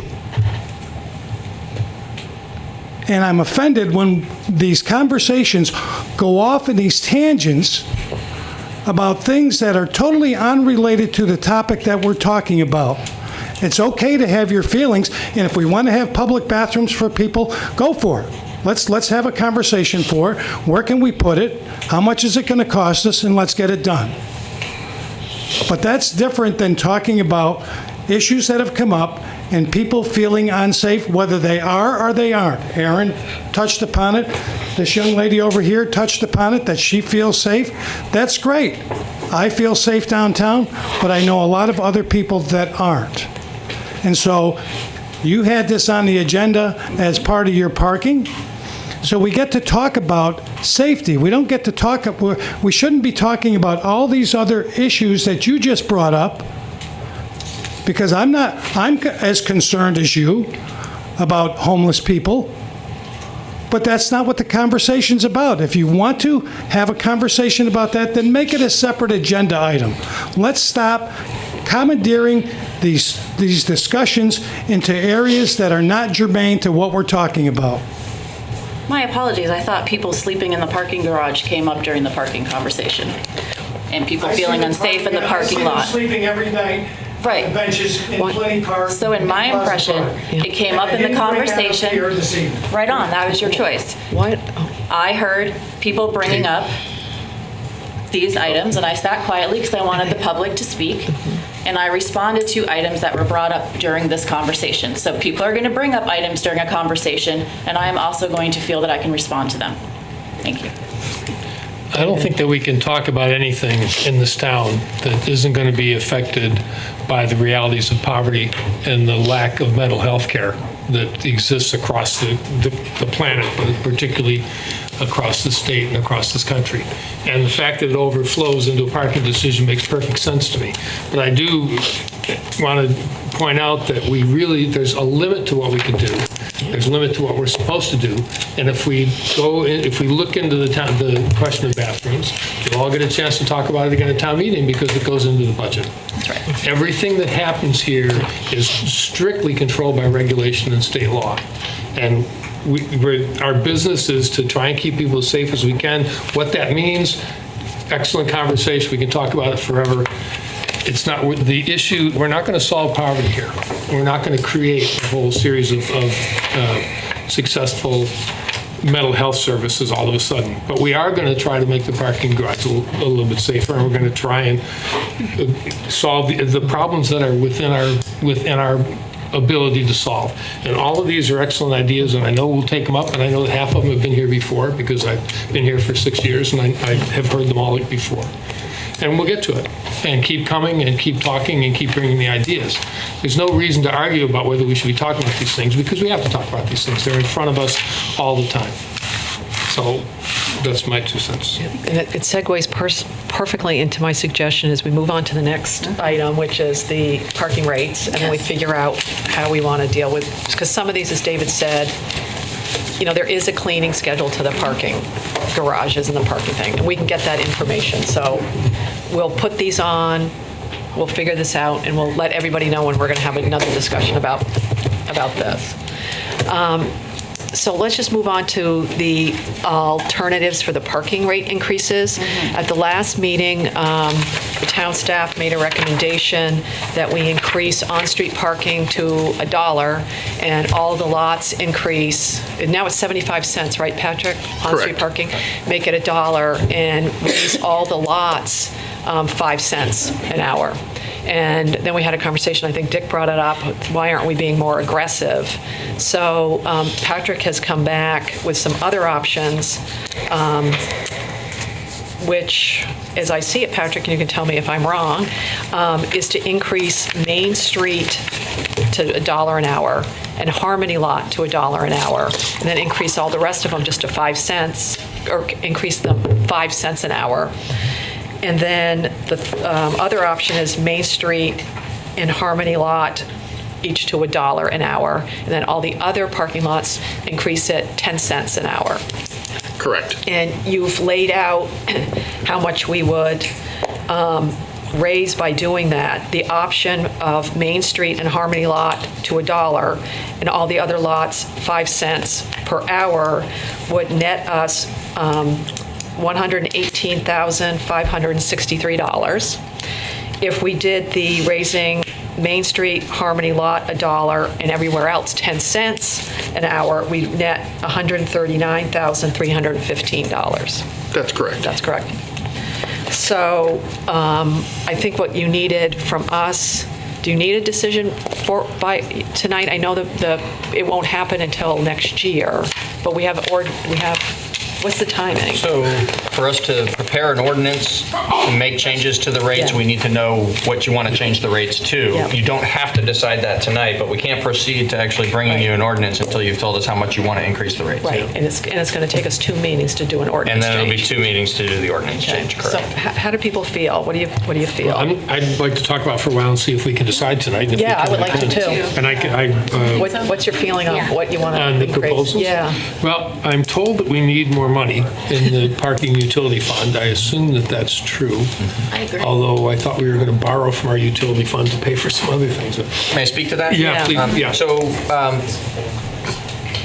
the cost of changing out all of the equipment, based on a prior decision of the board, is more expensive than any of this could pay for. And so that's where the borrowing comes in. So we'll borrow from ourselves based on your prior decision. We're going to bring you an action to take that actually authorizes the borrowing of a certain amount of money that I don't remember exactly how much now. It's in the $200,000 to $250,000 range is my recollection, from the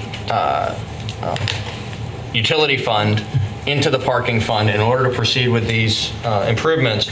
And then for the parking fund to pay back the utility fund in future years, we're going to bring you that schedule, lay it all out in detail for you to approve.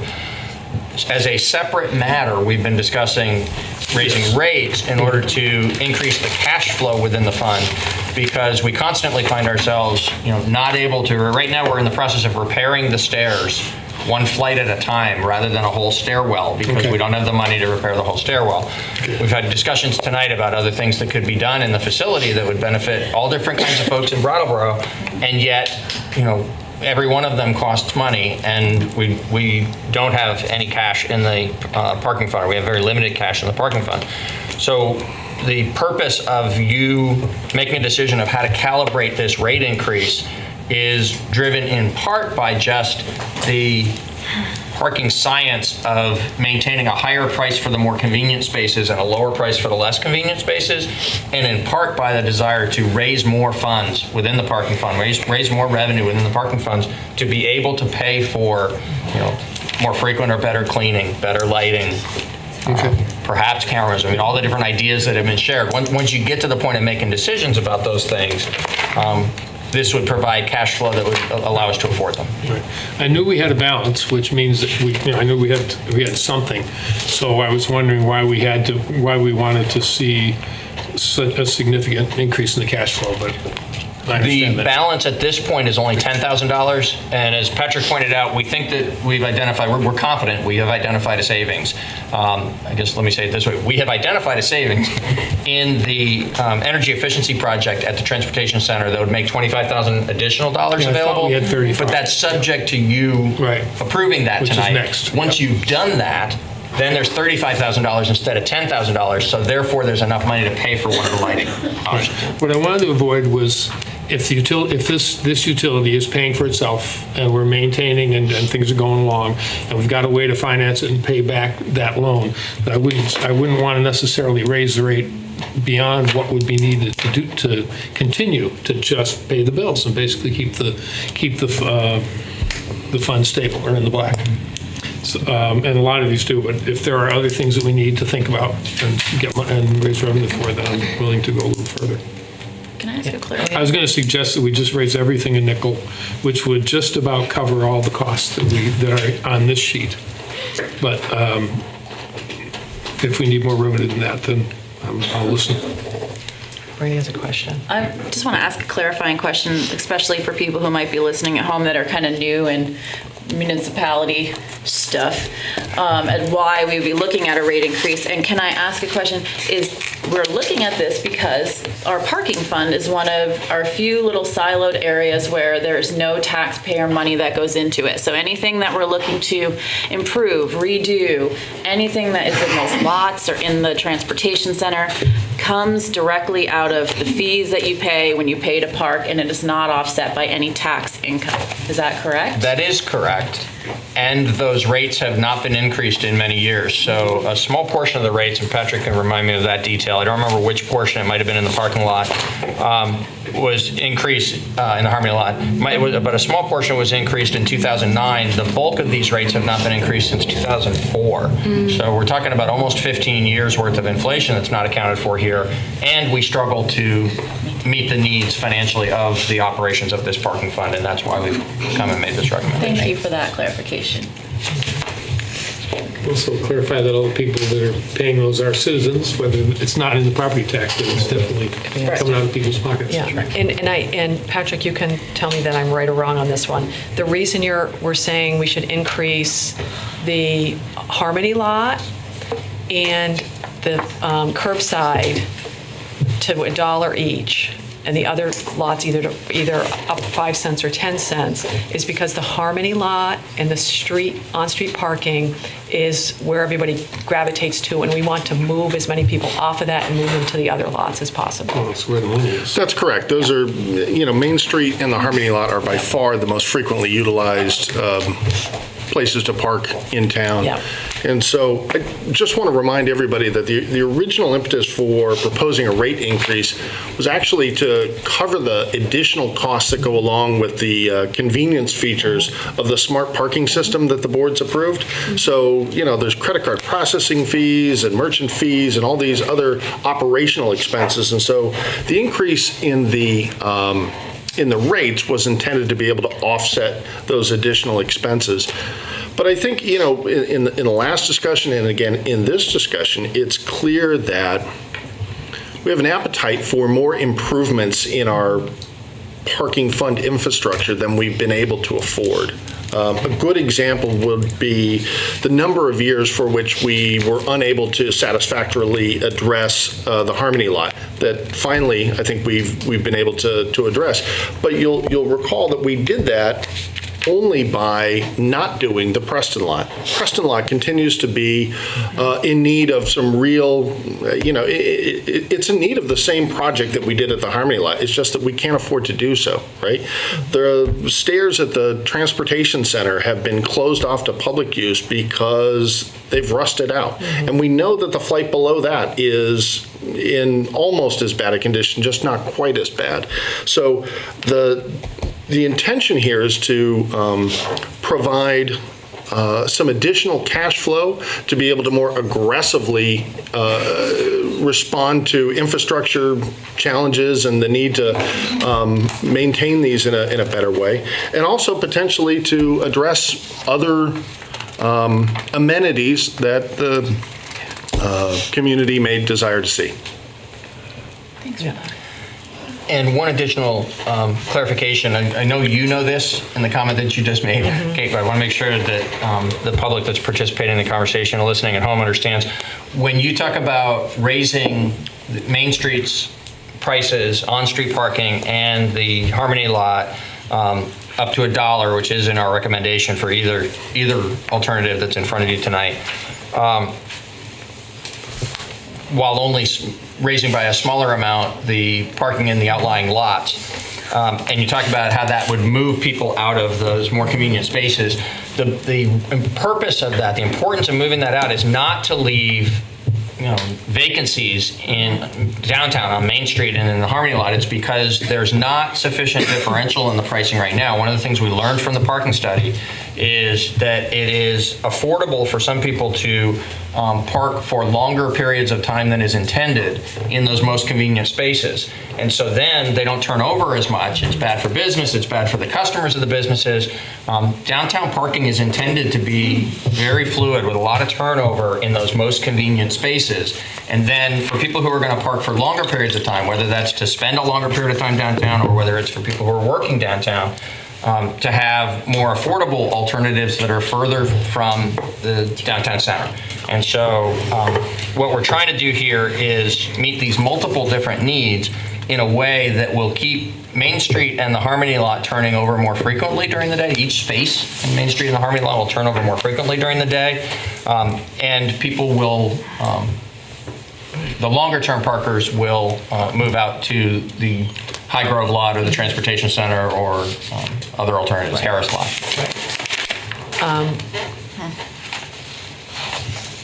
Does anyone in the public have any? Yes, please come on up and let us know who you are.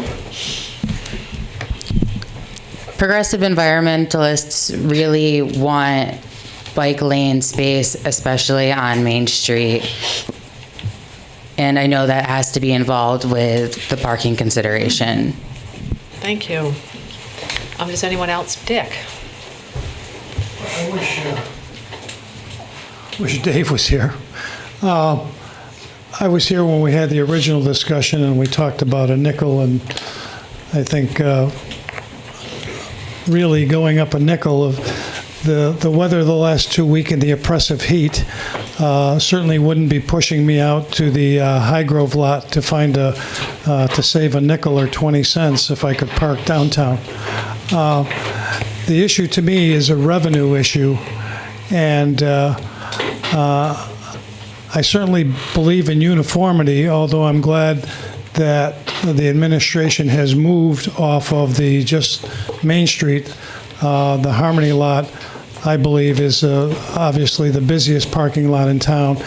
And there are certainly limited spaces on Main Street and for parking. So although I don't see the board moving to uniformly raise all the rates to raising them up 25 cents, then I would strongly support the option of the 10 cents versus the 5 cents, the 25 in the Main Street and Harmony Lot, and 10 cents for all the others. You can't do projects without revenue, and I don't think it's life's end putting in 25 cents for 15 minutes. I think that's pretty uniform anywhere where I'm traveling. It's $1 an hour. And so we're behind the curve in terms of what rates we're charging for parking, and the demand is quite high for maintenance and other issues that we've been talking about this evening. And just so people have an idea of what we're talking about, right now, parking at the High Grove, or when we get the credit cards, is 30 cents an hour. And if we raise it 10 cents, that's 40 cents an hour. So we're not talking $1 an hour. Yeah. We're talking about Main Street. Yeah, that would be High Grove. So if you park on the outside lots, we're not, I don't think, being unreasonable to raise it 5 or 10 cents. Does anyone else have any comments on that? Yes, Dave.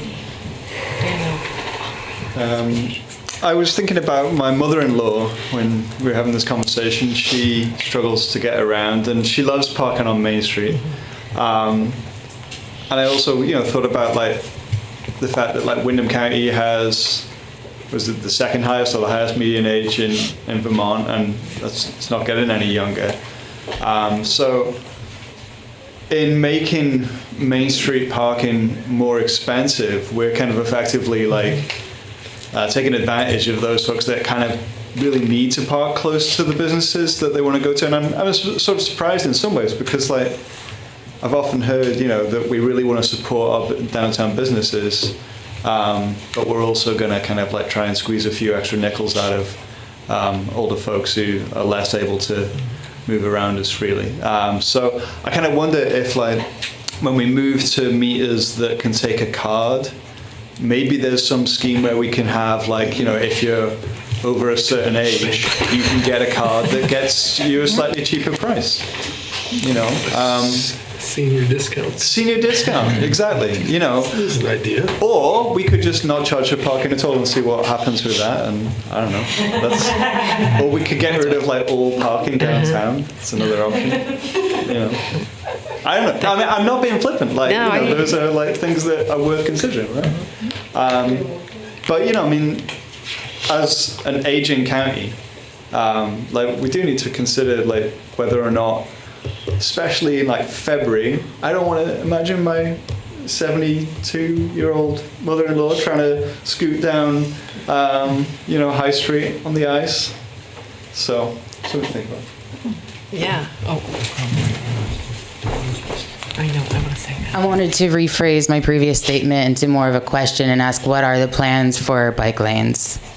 That'll be another topic in a, Peter and I were just, because we both had the same thought. If we increase the, this is just a like we're saying something you're saying, but if we increase the fees on Main Street from 75 for $1 to $1, maybe other people will park in the High Grove lot, so your mother will be able to come in and pull right where she wants. And it's not speculation. And here's why that's important, because the science of parking actually says you shouldn't have more than 85% of the parking spaces in a particular facility being used at any one time, or the appearance to the next person in is there's nothing here for me. And on Main Street, we're running in excess of 90% consistently. That's what the data from the parking study showed.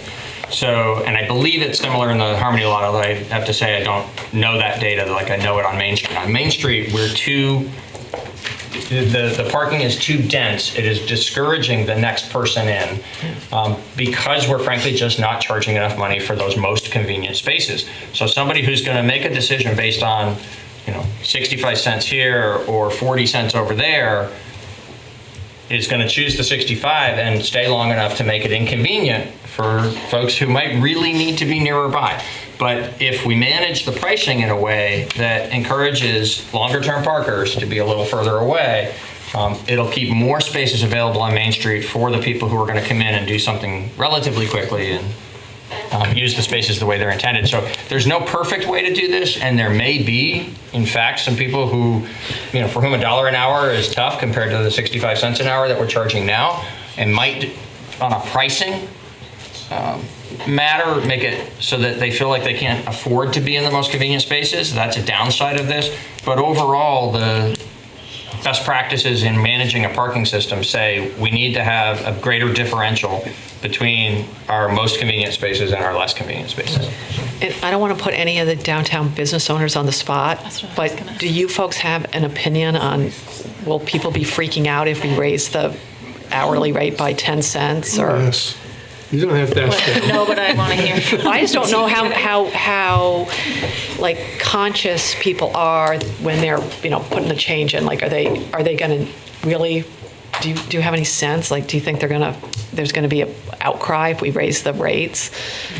I'm mostly just thinking that a lot of people perceive downtown as being so hostile, parking-wise, that increasing the prices might just add to that. What do you think? It's just a thought. What do you want to make a comment?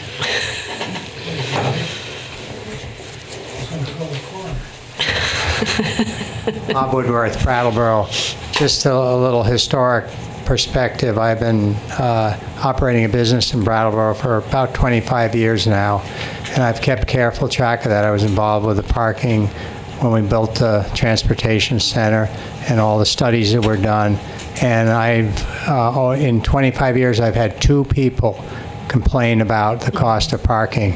I've probably had 2,000 people complain about inability to park in a convenient place. And when we first started doing our studies to determine where we were going to put additional parking, one of the things we did was go around to all the major businesses and talk to them about where their employees park. And at that time, there were an awful lot of employees parking on Main Street because it was convenient. their office was upstairs or they worked in the bank or whatever. And that was a real challenge for shoppers to patronize our businesses. And people such as your mother-in-law, they need to be reasonably close because the parking was being monopolized by people that should have been parking further away. So 2 in 25 years complaining about the price and many more complaining about the ability to get where they need to get. So you don't think there'd be, in your opinion, there wouldn't be people going crazy if we were to raise it 5 or 10 I would cents? be extremely surprised if there was anybody that went crazy over that. We shall see. Well, I was like, okay. Does anyone have it? Yes. Maybe. Maybe it's in the framing though, right? Because I thought that the rates were considered, you were considering raising them to raise revenue to fix some things up. But if you're raising them to change the meters so that they can take a credit card, I'm not super excited about that. Fixing up stuff that we don't have money to fix up, let's, if it means charging an extra 5 cents an hour or whatever, that's fine. So maybe people, it's not so much the dollar or the cent value that they care about, it's why we're doing something, right? So if it's really clear that we're raising rates to actually replace a stairwell in the transportation center, people can get on board with that. If it's to install a credit card parking meter, I don't know. I mean, I don't know if people in Brattleboro who live in Brattleboro care that much about that. They seem to be parking okay as it is. They care about it, then. They care. They All right, do. fine. They totally And I'm not care. sure how- Especially when you forget change. My inbox cares about it. All right, Yeah. cares. All right, fine. Well, No, I like that. but why are we spending the money, or why are we trying to raise money? I have right. And it's actually both and. Right. It's not either or. So there's a component of this that was the first recommendation that was addressing the changes that had been authorized regarding the equipment. And then during the course of that conversation, the idea came up, well, we've got a lot of other things we need to do. And maybe there's room, since it's the first time in 15 years that we've raised rates, to raise them by a bit more. And that's what's brought us actually to tonight's conversation. Right. We just didn't think about it for no reason. You know, you missed part 1 of the conversation. Do we want to make a decision right now, what we want to do? And does anyone have a preference? I could go either 5 or 10 cents. I have either way. Have people out? Have you guys seen have they seen this piece of paper so that they know what we're talking about? It's in the Why we memo, feel it's on so the compelled? website. Yeah, There's it's a- been online. It's been online. So raise Main Street to $1, raise everything else by 5 cents. We're looking at a cash flow increase of a little over 62,000. Raise Main and Harmony to $1 and raise everything else by 5 cents. We're looking at about almost 119,000. Raise Main and Harmony to $1, raise everything else by 10. We're looking at an extra 139,000. So just so you guys know what numbers we're looking at and what's compelling decisions up here outside of the need. And just another reminder, Peter, how much is it going to cost to change out all these heads and put in the new kiosks? That's that figure that I didn't recall off the top of my head earlier. 35, wasn't Ballpark, it? Patrick? $275,000. Okay. Thank you, Patrick. Sure. Daniel, if you got an idea where we can get that 275, let me know.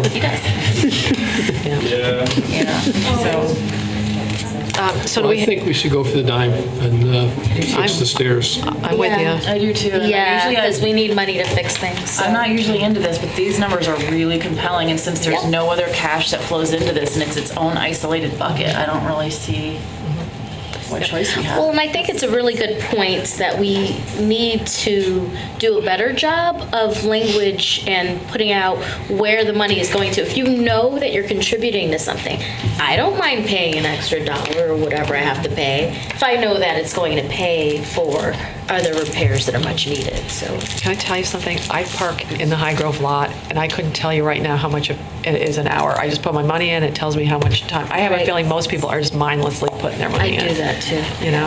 If it takes your money. Yeah. Yeah, it doesn't spit it back out. Sorry. It doesn't go. Come back. So, do you need us to make a motion? Or We don't. Okay. I'm hearing a consensus for the $1 on Main Street, $1 on Harmony, and 10-cent increase to all other locations. Yeah. We will prepare the ordinance to reflect that. Great. And then it goes to the bring it. No, the parking rates don't go to town meeting. You'll be able to do the first and second reading of an ordinance change. And we'll coordinate the timing of this with the financing plan for the change out in the equipment and so that the schedule aligns as best we can. It may be, and we'll get to this detail when we bring it to you for approval and implementation, you want to have the new equipment program to pick up these new rates. It may be that the effective date of the ordinance is going to be sometime prior to when the new equipment goes into place, and we're not going to spend the money to change out all the existing equipment. There may just be a little bit of a grace period. Right on. But we'll work on those details and bring it back to you. Okay, next up, we're just going to go, hopefully, some of these. Sunday parking. That came up at the last meeting. I know Dick is in favor of charging for parking on Sunday. How does the board feel about that? No, absolutely not. I'm sorry. Moving right along. No. Anybody want to pay on Sunday? Does anyone, besides Dick, I know Dick probably wants to talk to it, but does anyone disagree with all of us saying no to changing? Just say Okay, just say no. Then it's come up, I think it was Shanta that asked us to look at the boot procedures. Was that you, or is that? I agreed in it. Boots. Yes. Can I say one thing? Oh, yeah, please do. Back to We're sorry parking on Sunday. We're sorry we went, No, that's, the parking on Sunday, one of the things that greatly bothers me, since it's free parking and really disadvantage for businesses downtown, because it's actually free parking from 6 o'clock on Saturday to 9 Monday morning. But one of the things that we don't do a very good job, and when we put in the new meters and the new kiosks, that we clearly put labeling that says free parking on Sunday and holidays. I agree. Because we do generate a ton of income from people coming in and putting money in the meters on Sunday and on holidays. I agree with Dick, and also if it could say on there what time you need to start feeding the meters. I know Don't that, put that. but I've definitely been there going, do I need to feed the meter yet? Did it start? Okay, so the boot ordinance. And I know that, I don't know if Shanta. We can or- actually move this. You wanna- Like, if it's getting, I'm totally Okay. positive. Okay. I would like us to be thinking about this. And have a better discussion. Yeah, Okay. because the discussion, let's just. We'll move it to another meeting? Yes, Okay. please. Because I think it's more in-depth. Okay, Yeah, so we'll it move is. that. It is. And then we had the issue of shared parking. Yes. Now, Can I summarize that? Because I think that can be a very quick one also. We don't need it to satisfy the needs for public parking in town, and we already enable it through our ordinances for two private owners to share private parking with one another. So for instance, what happens in a lot of places, and I don't think it's necessary here in Brattleboro given the current demand, but in a lot of places you'd see a restaurant that doesn't have its own parking doing a shared parking arrangement with a bank, which has a parking lot, so that they can do valet parking from the restaurant into the bank in the evenings. And That's we a have really common arrangement around the country. It's not something we probably need to have here, So, for but it is example- something we allow here. Let's say somebody's going to do a lounge. Yes. And they park at Brown and Roberts. Depends. That's Is that someone? So- well, just somebody, like people, right? But Well, I'm like just saying, you, right? Just because it's convenient. It's like right there, and you don't want to walk through Harmony Lot. And You nobody's just- going into Brown and Roberts. You're after not going 6 into Brown o'clock. because Brown and Roberts. Is it closed? It's closed. Okay. Yeah, it's like 7 that night, and you're going to listen to jazz Friday night. To institutionalize that, Duo would do an agreement with Brown and Roberts so that it's legal for Duo's customers to park in Brown and Roberts at that Got time of it. the evening. All right. But no one's. Otherwise, it's a private property illegal. matter, Right. and people ought to be parking in the public facilities Sure. when they're going I out. got it. Yeah, that makes sense. Okay. Does that make sense? Seemed like such a good idea at the time. It is a good idea. Just have a and- sign, you can park, this is private parking, like behind the bank, this It's a is tool private. that's available. After 6, you can park. But we can't tell We the can't bank do they that. have to Right. allow that. But the Right. bank and other businesses They can do a can, deal they can together. do that. Yeah, because they fix their own parking. Do the businesses know that? You can promote that more through. Yeah, I think the BBA and businesses others. should know, like, just in case. Sure. Yeah. Shanta wants to hear something. Shanta wants her spice. Before we jump along, though, I was just wondering if Aaron, if you guys were here to talk about the boot thing, given your recent experience. Okay, well, it'll be up again if you want. Do we need to go back and make sure we deal with the lighting, on how we want to proceed with the lighting? I don't want us to forget that. Okay, sure. So we have actually 3 options. One is to do nothing. 2 is to change the fixtures on the 2 rows that we have now to increase them to 78 watts or whatever it is. Or the third is to add a 3rd row of lighting that has 78 watt fixtures. Does anyone have, I know doing nothing is not our option, so I don't know what we want to do. We're gonna get, it just makes a lot more sense. What was We don't number have to 3 throw anything again? away. That was the one that's not creepy, according to Tim. That's why I like Was it. that the one that included, number 3 was increasing the wattage? That was the one running the new track, and then the new track could either be the same wattage as what we already have, or it could be increasing. that increased wattage. So we could run a new track with 78 And increase I think wattage. that would- And will that still be the same price if we run the track of 78s? versus increasing what we already yes. have. It's gonna be the Be a same little more cost. expensive, but not a lot. $100. Yeah, yeah. So you want to do the Third row, Number 78. 3, 78. Number Done. 78 third track, watts. 78. Yeah. We can move fast. Do we need, you don't need a motion or anything? Nope, we'll be back to you on that one as well. Great. Okay, so Thanks, Patrick. I think you guys were all done on parking, Right on. and we're going to move on to new business. I don't even remember what your business is. What? We're on page 2. Page 2? Oh, The last one, other parking-related matter. oh, okay. Do you have another Yeah, I related do. matter? I'd actually like to see you increase the overnight parking fines from $10 to $20. There's a lot of people that park on Main Street. That can And be in our, then the other thing that I didn't hear is, are you going to have the ordinance that reviews the rates every 5 years? Something we Well, there- talked about. yeah, I think we'll probably want that in not the, bad. On I the like that spreadsheet, idea. yeah. Good Yeah. idea. Yep. The review of rates? that'll be, that'll be. Yeah, I agree with that. Yeah, Peter will put that in the, they'll put that in the draft ordinance. At the No, that's great. On page And the 2. last Way thing- back here. And the last thing that I No, I have mean on here, here. as I was reading through this, staff supports a set-aside of no less than $100,000. I totally disagree with that. I've been around forever and a day, and we have never had an issue where we've needed $100,000. Now, you're going to take a loan from the utility fund to pay for this. If there is a parking issue, now I don't disagree with having some money on hand, but the reality of all the things that we're talking about, we need to spend money to upgrade, and having $100,000 sitting in the bank waiting for something to happen is not very prudent to me. So I hope that that's not part of what happens here.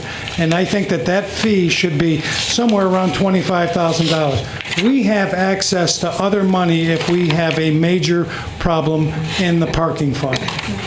So I hope you don't. Yeah, I'd like to suggest that that certainly is not a scientifically calculated number. It's subject to the board reviewing and modifying as you see fit, but I would suggest that you consider that during the upcoming budget process and not on the fly this evening. That you look at it in the context of other reserves that we have and how we manage our cash flow in the town's operation. And what the experience has been, you know, the That makes past sense. experience, what have we needed? Yeah, so we'll bring information around that to you when it's the time to review the parking budget. So, when are we going to do the, probably in October, we'll do the, all the. You want us to bring the whole package October 2nd? Yes. of the next steps Yes. forward with all this parking related Yes. stuff? Okay. Does that make sense to everybody? October 2nd, we'll hopefully take action on all these actionable items that we talked about tonight. Regarding parking. Regarding parking. Does that make sense? Okay. You got it. Okay, now we're going to go on to new business, which is the public art proposal, River Wall, and the proposal is to keep it up. You've had a front row seat all night. And now we're talking about the transportation center in a different way. Outside a little bit. Yeah. Yeah. Another recurring conversation. This is separate, and I'm not sure how to add to new business, but I think that as a town that's progressive, Vermont supposed to be progressive, that we should really think about the decolonization efforts that are happening throughout the country, and really think about making visible the indigenous roots of this land, and thinking about looking at the signage that we have around, and the signage on Pliny Park, and the SD organ factory, and really thinking about highlighting who was here before this land was colonized and having some signage around that as a way, actually that is another way to bring people here because they'll be interested in learning about that history. So just for new business another time. Sorry. There's also to That's do. a great idea. Oh, wait. No, I just want to add one quick thing. There is a project that I'm part of, Brattleboro Words Project. Yeah. I forget the full title, but we call it Brattleboro Words, and they're looking at that, and I believe the focus will be on some of that in the next coming year. So you might want to get in contact with them. I can give you their contact info. Yeah, I've seen some of that stuff, and it focuses on all kinds of writers, but I'm really specifically talking about indigenous people from this. Yep. Yeah, Michaela, the last year when we had resolutions here and in the school boards about Indigenous Peoples Days, Rich Holshoe came and talked to us about that. And as far as, and I'm not sure if he's part, Shanta, of what you're... He is actually. Yeah. He's a part of that project. I'd encouraged him to contact some of the elementary school teachers to have the kids do the research on what those names would be, what things used to be and what they are now. And the town has a sign making facility, and we've talked about using that town resource to make the signs. The work just needs to be done, and it's underway. We've been thinking about that for a long time. All right, let's move on. And do you folks want to introduce yourselves? And you'll know that the mic will pick you up, so the outside world should be able to hear you. Edie Lovett, Elizabeth Billings, and Andy Wasserman. And we are here because we're hoping the community and the town the select board will consider an idea which the Brattleboro Town Arts Committee has already voted to support. Essentially make a permanent, durable sculpture in the place of what is now a temporary installation on the side of the Brattleboro Transportation Center, in fact. So we wanted to give you a little background of how we got here. So in 2015, our proposal, which was called From the River to the River, was selected for the town of Brattleboro's Our Town grant from the National Endowment for the Arts. And in our proposal, we observed that there was this distance or separation between the Connecticut River and the town, and our proposal asked if there was a way that we could, through art, find a way to basically get the community down to the river and to get the beauty and the sort of the worth of the presence of the river up into the main part of town at the transportation center.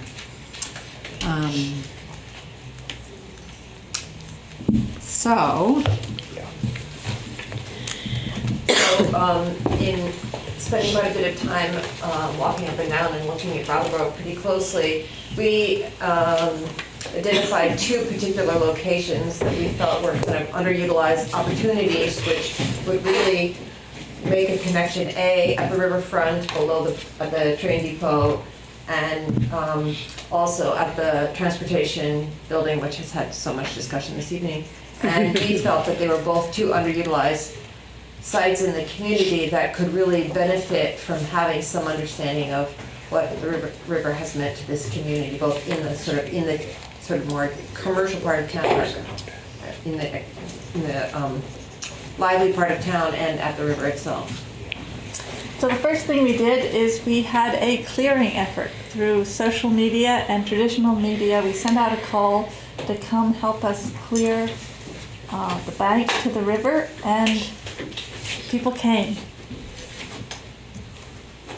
So we created a 25 feet wide by 8 feet tall photo collage, and it's installed on the side of a historic building, and an array of 12 granite benches. The idea being that, you know, there's now this place where you can actually see the water, and it's sort of an invitation for people to have concerts, to, you know, come and sit there while they're waiting for the train, to visit it after going to the museum, have picnics. And we created a temporary 32 by 32 foot installation called Riverwall on the side of the parking garage, made out of wood, chicken wire, zip ties, and 30,000 sweetens that we hand applied to the chicken wire. And we considered this a temporary installation. We do everything very well, and we know that the project has been up there. It was only supposed to be for a year, but it has been there almost more than 2 years now. But it needs to come down at some time. It was not made to withstand numerous permanent existence at that location. We also made projected water, which for a year it's a 8-minute video that was projected on the side in the alley next to the transportation center. It was water imagery and silhouettes from the community, and it was projected every hour on the hour from dusk until 11 p.m. And it, combined with Riverwall, the sequence, really made that a destination.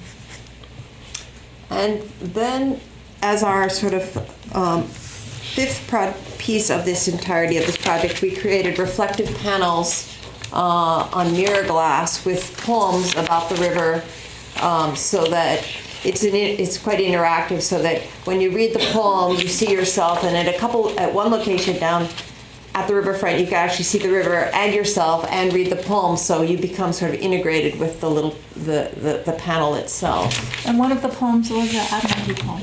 Yes, by the Jesse and Joseph Bouchak. It suggested actually a connection that we made when we reached out to Rachel to sort of hear the Abenaki perspective on the Connecticut River. So here we are, now we are here. The other elements of the project, you know, the photograph is going to be up as long as it is still looking good, which it is after 2 years. The granite benches are going to be there for a long time. The video, it was up for a year. It stopped in September of 2017. And here we have Riverwall, and we have been making preparations to bring it down. And when we put the word out that it was a temporary installation, it was all along intended to come down, we really got a lot of feedback that people had grown fond of it, that they felt like it gave uplift to a location, and basically people said, you know, can it stay up? And so it got us thinking, you know, is there a way that how could we figure out how to make a durable and permanent structure there? I do have to read, you know, we had an open meeting in July at the transportation center. You know, we put it out on Facebook, we got some responses, and I also asked Carol Coulomb, who works in the parking enforcement office in the basement of and so we've had a lot of connection with her because we installed the projector in that little sort of glass cubicle area that you stand in when you go and you pay your parking tickets. So I asked her, you know, what her thoughts were on this sculpture that she's probably had more interaction with than anybody. And she wrote us this. When the sun reflects off the sparkles on the garage, it reflects off the building next door, imagining water. When the wind blows, it sounds just like leaves rustling in the wind. Kids and adults alike seem to be mesmerized by it. a poet in our midst. So next steps. We have been approved by the Brattleboro Arts Committee, so that was great. But now we seek approval from the Select Board. That's why we're here. And we also have begun to research sort of durable solutions for a concept and a design that would sort of be the next rendition, be very similar, but the next rendition of Riverwall, and how much is enough space, and how much, all the dimensions of what it is we're trying to do. The samples that we have here tonight, it's possible that we may, one of our options is to span the portion with the art with a stainless steel mesh, like something like this, that would have sequins in it. The mesh comes in many, many different sizes, so this is just an example of mesh that would be very durable. Or we could do something more of a grid-like structure that we just apply to it with a square sort of pieces that could be sandblasted, so it could have river pattern and be very subtle but river pattern. And we've been talking about more than likely using mirror stainless discs, which are very reflective and are super sustainable. The sequins that we applied now were just plastic, and they're losing their sheen little by little. I mean, it's still not terrible, but it's not certainly as reflective as it once was. So, and different kinds of discs. There is an expense, obviously, for making this piece permanent and using much more expensive and sophisticated materials. And if we go forward, if we're given the okay, we would need to raise we figure between $50,000 and $70,000, which we would commit to trying to do with our fingers crossed. We've created a plan whereby we would be applying for grants. We would do a Kickstarter campaign with the folks who contribute getting a piece of art that we create, mirrored glass, sandblasted mirrored glass. We would do sell art and fundraise in the community. So we believe that with a new and permanent installation, that Riverwall would truly become part of the fabric of the community. It uplifts the transportation center, and it gives pause for reflection on the unique identity of Brattleboro as well as our connection to the river. You have questions? Thank you. Thank you. Does anyone on the board have any questions? I have questions. I have a few questions. If you folks want to sit down, you can too. We've been sitting all night. Been sitting for a long time. If they're standing. So I've been familiar with the project for a while, and I'm curious because I know Rhode Island, and someone recently told me, I don't want to repeat it, but another town or city near here is using their river, and they do boats and things like that. And so my question is, what's the plan for community engagement? So, for example, there are lots of artists in the area. Could those benches be painted? So, because sometimes I'm a dunce. I've seen the area, but I've not necessarily been invited to sit because I'm thinking, what are those benches going to be then used for? Like, are they a part of something else that's being built? So I'm wondering what are the areas or possibility for community engagement, even in the design of the more permanent structure? Would you be engaging Brattleboro folks around that? And also, would there be a possibility of an explanation of what's there? Because there are some people who have, I don't want to call it feedback, but they've commented about it, and they weren't quite sure what it was. And so I'd give them a brief explanation, so there's not, what kind of signage and explanation would you be thinking about as well? So it's a two-part question. We have, we created mirrored, sandblasted mirrored glass signage that's, I think it was destroyed actually. It was there. Okay. And it's actually down at the river too. And It still is down at the river. Yeah, and so our our thought in terms of signage would actually be to make it on stainless steel rather than mirror glass, that one learns. The community involvement part is a really interesting one. Our perspective at this point has been, let's do it through education, because initially, like when we conceived with this idea, we thought, let's get community volunteers to put each of the sequins on with us. Let's do this together, lay this all out. But actually there needs to be like a degree of quality control. And so in the past creation of it, we realized it couldn't, we just couldn't figure out a way to do it. So we have talked with Linda Wellahan, who works in education at the museum, about doing projects that integrate with the recreation of Riverwalk. Or even painting the benches so that maybe they could be decorated or painted, or. Now, can I ask a question about that? Or did the, and I can't remember, I mean, we had this big NEA grant. Did those benches revert to the town? The town owns them. Okay, so if we wanted to, but if there wanted to be any painting That'd be on it- vandalizing, right? Well, no. I was thinking quite the opposite. Right. That would be something like the town arts committee could make a proposal of the things. So that's like sort of. No, because it would be really cool to see some of maybe the poetry or whatever on the sides of those benches and them painted. That'd be so groovy. The benches, those stone plinths, basically what they are, the property of the town could do whatever they want. They're there because they're very heavy and they would take some, but Yeah. I'm sure that over, hopefully many generations, those stone plinths will come to some use, and where they're placed today doesn't necessarily mean where they're going to be in 10 years exactly. I mean, we don't know what that space is going to be in the future, so we're fine with that. I mean, hope that they get used. It is really used. That every I time hope I've they been don't down move there, on. people are using it, and the museum tells us they look. They send us pictures of people jumping from rock to rock. I think that also,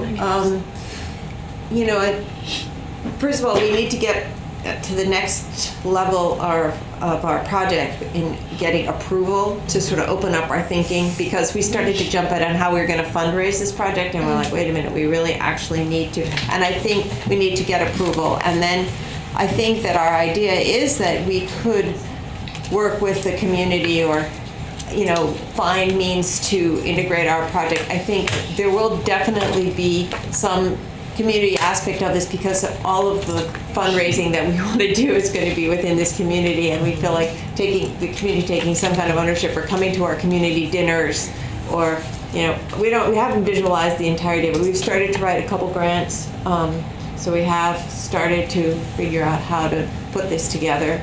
And as artists of many years, we felt we've never done this before, but we feel like we're if we can't do this to benefit something else after years and years of doing this, we at least might as well try. We can figure it out. Now, would the plan be to leave the temporary one up until you're ready to put the permanent, or how would that timing work? Well, that's something that we have to work out, but it does need to. Okay. Because I just, things aren't falling off on people They're or not. anything either. Okay. But it's chicken wire and strapping. Yeah. And So we want it to be it's safe. the weight of the project is actually on the I-beams, and the zip ties are stainless steel zip ties, so it's not going anywhere. And we've never even found sequins on the ground. And They're just Carol losing their has luminosity, seen it. and nothing drastic has happened so far, so we're not in any great rush, but the idea is that our time limit is coming up on this. Yeah. Does anyone in the public have any comments or questions about this? Erin. Mine's really short. But just so far as community engagement, just hearing about it as a downtown business owner and as a resident, I didn't know about some of that stuff, and hearing more about it and hearing about your plans, I'm immediately excited by it and see it as totally positive. Like, of course we should do that. And I'd love to be involved in it somehow. And downtown as a whole, I feel like could and should embrace this kind of energy. The other response to Connie's question is that when we had the opening or the unveiling of this project, it was a pretty really joyous community event. And we made these little wands, and we served ice cream floats because of the river theme, and we had people were so joyful and they dancing and people. Peter got a sequin tie. So we just felt like I think that our exuberance for doing the project, if we were able to pull it off, will definitely spill out into the community, and we feel like this sort of comes from the community. This is our intention, is to come join the community or invite the community and put it back to the community. In terms of making, of course, we, like Evie said, we do have an insurance that this is really well, we find these little sequins on that they didn't want to come off. So, or how we, application. I've also taught in Vermont public schools for 20 years and through the Vermont Arts Council and stuff. So if there's an opportunity to invite kids into the project, I imagine I would. So it's just a question of how and where exactly as we visualize it. Fundraising would probably be our next step, and then when we feel like we have the green light to make it happen, we can sort of open it up. And we have great conversations, the three of us. All right, thank you. And what a good night to talk about Transportation nice center. for transportation. Well played. Absolutely. Absolutely. It's an interesting space, that place. Now, the motion that we have proposed to do tonight, and I just want to make sure you know about what's in it. I don't know if you've gone over it with them, that there's, if we agree, which I don't know why we're not going to, but that it would be, we'd approve it, the permanent installation, subject to the future presentation of an agreement acceptable to the select board upon the recommendation of the town manager and town attorney, which means we'd have some kind of agreement between. Same as we did for the implementation of the Art Town Grant. Once it was approved, then we had the agreement for how we would implement together. Does that make sense? And that the project is being completed at no cost to the town. So those were the two things that we would put in the motion tonight. I just want to make sure you know that before we the Art Town Grant that we created, the town was very kind to us, and there was absolutely no cost, but I know, they were helpful, I could say, in events. We didn't, I don't know. Every time we called Peter, he answered the phone. How do we do this? So that's really helpful. So those are the kinds of details we can work out together as we did last time. It's our facility, and we would certainly expect to be helpful in the implementation of it. The main thing I was drawing on there is protection for the town for the commitment that you made to the Arts Committee, which I knew you were going to make here again tonight, that there would be fundraising to defray the cost of the project, and you weren't looking for the town to actually fund any aspect of it. No, but then the we, of town course, would like to own it, right? work together with you to make sure that it all gets that's the question. implemented onto the garage And properly. that's the question, does the town It own would the be part of the installation? garage. So I think that's what we have to, if we own it, do we maintain it? So that's something we'd have to talk about. Under the town arts policy, you would be responsible for maintaining the art. But if there was something in the, about the use of the facility that interfered with your ability to maintain the art or something, we'd have to address that. That'd be our responsibility. So that's the kind of thing that we did address together. I don't have the agreement in front of me, but I think starting from the agreement we had 3 years ago and seeing what parts of that are still useful for a permanent installation, what ought to be updated, we can work together to bring something appropriate back to the board. That makes sense. Because what we can do tonight is pass the motion, and it's, subject to the talking, and then we can have another, so we don't want to feel like, if the town says something, you're like, hey, I don't want to do it, that what we've done tonight is locking you into some absurd requirement. Does that make sense? Yeah. Perfect. Thank you. Great. Yeah, Stephanie. Did you just to clarify that the maintenance would be the cost? That's what we're going to talk about. So one of the things.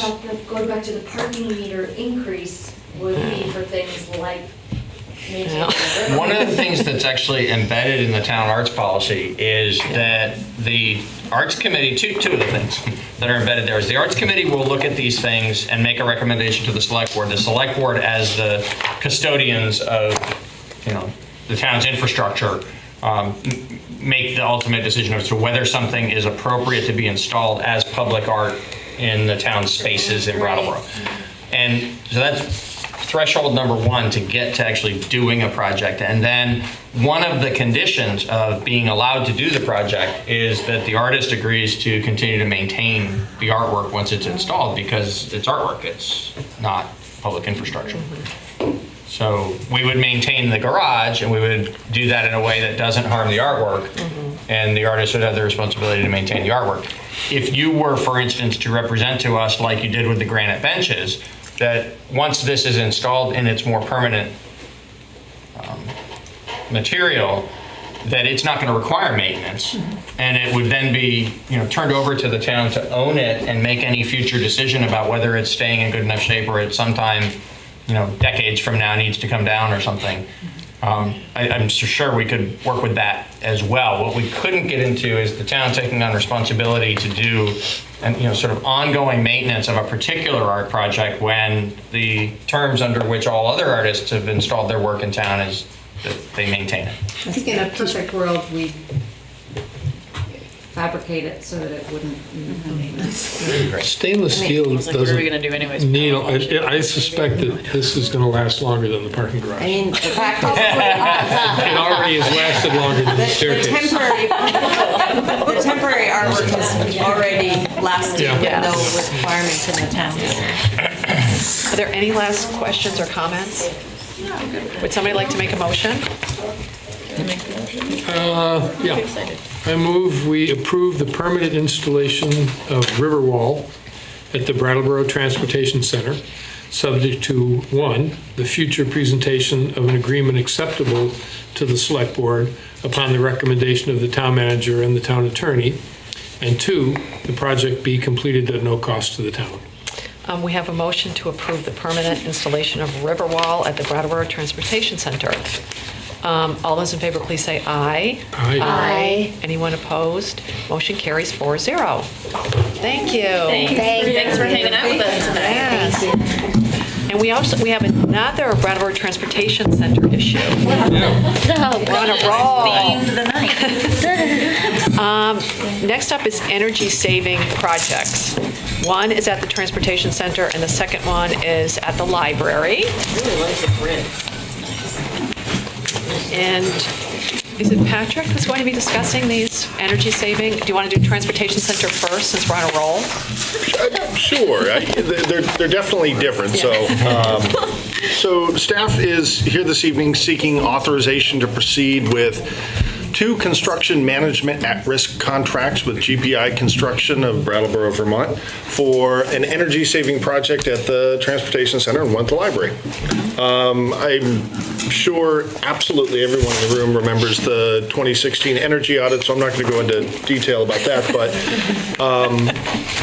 except to say at that time, a scope of work was prepared and cost estimates were developed for each of these 2 locations. And so earlier this year, in May, the town published invitation to bid. We received 1 bid. It was from GPI Construction. And we have been working with them since that time to take the concepts and the scope of work that were originally detailed by Margaret Dillon and to find out what, in fact, they honestly would take to install at each of these locations. And each location has its own little ups and downs, and I'll try and walk through that. As you'll see from the memo that we submitted, the original project budget for the Transportation Center was about $151,000, and this was net a rebate from the Wyndham Wood Heat Initiative, which is being managed locally by the Wyndham Regional Commission.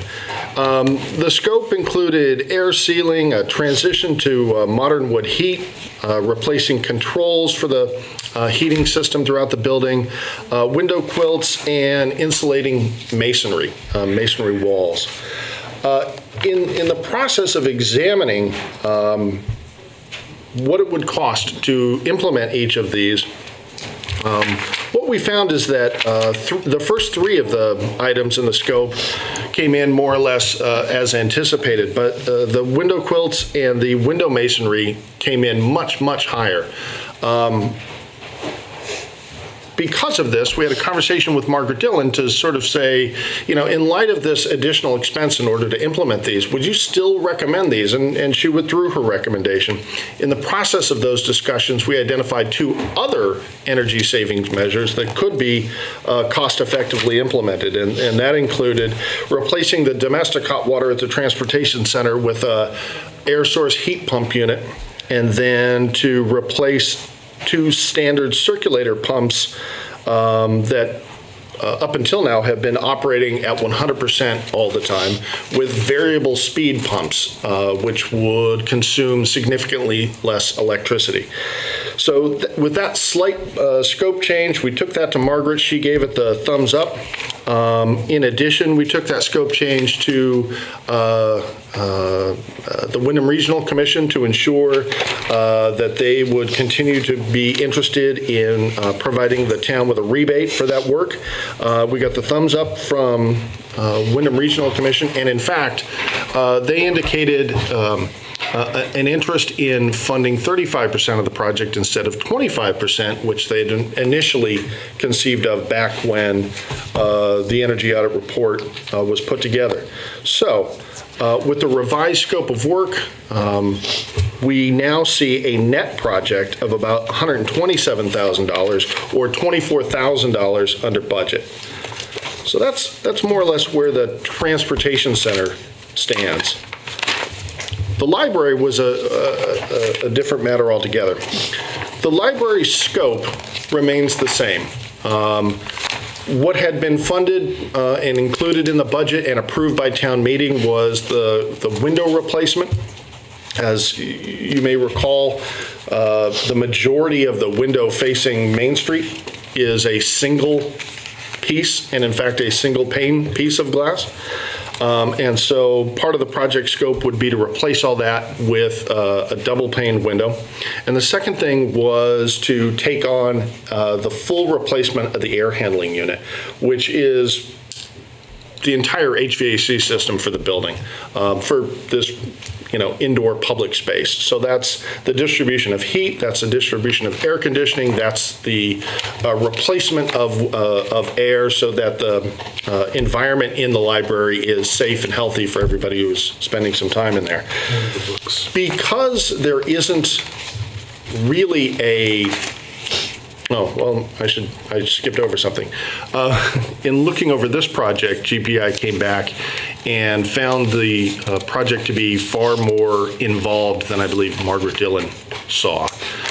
In fact, the project scope was originally conceived at about $180,000. After reviewing the project, we're looking at something closer on $350,000. So that's obviously an opportunity to take a look at the scope. Because removing something like the window is not going to bring the project into budget, it doesn't make any sense to eliminate that. And because eliminating the replacement of the air handling unit all but eliminates the project and leaves the library with a failing HVAC system, we believe the scope of the project really needs to remain as it was originally conceived. This leaves a need for additional resources of about $170,000. So we put our heads together, Peter and Star and myself, and decided that we would go and speak to the library trustees. And the library trustees at their most recent special meeting on the 24th voted to provide the additional funds to make this project possible and to do so on a time frame that would have it in place before this winter. How wonderful of them. Awesome. Thank you to the trustees of the library. Please come on up. Sorry, been here all night. So I'm here to sing the praises of our benefactors and our wonderful Board of Trustees, because none of them, especially our benefactors, could be here this evening. I just have to say that this board has such a commitment to this community. They have really leveraged the largesse of our benefactors to really bring those resources back to the community. The first things they did was to restore ours, and then they renovated the building. They have such a commitment to make that building work for everybody in this community. And so thanks to their recent renovation, we do have the best public restrooms in Brattleboro. I wrote and all of that entails. And they really looked at ways that that renovation would impact service positively for every member of this community. And so they invested in a teen room to promote positive youth development, which we know is so very vital in this community. They created small rooms to have independent work or private work and small collaborative groups. And I was particularly gratified last week. A young woman came to see me and she said she had been homeless. She used the library's wireless, and she now has been able to earn her associate's degree online because of the small meeting room that she had access to. So we really, they understand that this work really has to be done. As Patrick said, it's key to everybody that uses the building. And so they were grateful that we had the resources that they could step up and do that. Thank you, Star. Thank you. Such an invaluable resource, and that I'm very grateful to the Board of Trustees. I'm very grateful to you, Star, for the way that you treat our community. I wish I could clone you and just stick you in so many places. Thank you. Star, when you've got a minute, that example of the person earning the online degree, I know that's only one of the dozens of things that go way beyond me going in and borrowing a book for 2 weeks. And I don't know if maybe at some point, maybe during budget time would be a good time, just kind of give us a really broad view of what actually goes on in libraries these days, because they're so different than they were. And a lot of people aren't aware of how much of a invaluable, almost crucial resource it is for a lot of people, not just to come in and get warm, but to get a resume so they can get a job, all the different things that go on. So, great. Thank you. Patrick, do you want to talk to us about what the time frame is? Like, when will the work begin in the Transportation Center, and when will the work begin at the library? Absolutely. I can let you know that this is a very time-sensitive request. Right. In fact, there are 2 people waiting to hear from me this evening about who asked me specifically, don't wait till tomorrow. I need to know as soon as humanly possible. I get it. So with both projects, but for slightly different reasons, the work would begin very, very soon. So at the Transportation Center, the sort of driving force is that we need to have that project completed, done, completely over and done with by December 31st in order to be eligible for the rebate from Wyndham Wood Heat. So that's kind of our deadline there. And obviously, anytime that you're replacing a heating system, it's good to get that replacement done ahead of frigid temperatures. That's and it's that secondary point which is driving the timing for the library. With this action this evening, we'll be able to place an order, have the equipment arrive, and hopefully complete the installation of the air handling unit and the window in October, which is a point in time in the year where less air conditioning is anticipated and not quite full throttle heating is anticipated. So we're looking to get started with each of these projects ASAP. And one question, we're with the Transportation Center. Yep. The overall cost is $185,000. Mm-hmm. And then if we get the rebate, obviously that's going to come back in. So we're approving a figure higher than what, that doesn't include the rebate. That is correct. And we will get the rebate. Yeah. It's not an uncertainty, it's a certainty. But the construction contract is for the higher amount. For the higher amount, yes. Then we get the rebate. Right. So the net cost is the lower of the two, but the overall cost is higher. Okay. Does anyone on the board have any questions? No, I have no questions. We No, said sorry. skip these motions so Patrick can make the call. I know. Anyone any comments? Any comments? Oh, great. Come on, Daniel. No, come on. Make it quick. This is why I came tonight. I knew that, this was going to be put to you, and like it's already kind of approved and it's all good. And like, I just wanted to remind you that this is like what getting off fossil fuels looks like, right? One good decision at a time. So I just want to applaud you all in doing that, and let's do more and quicker and, more extensively.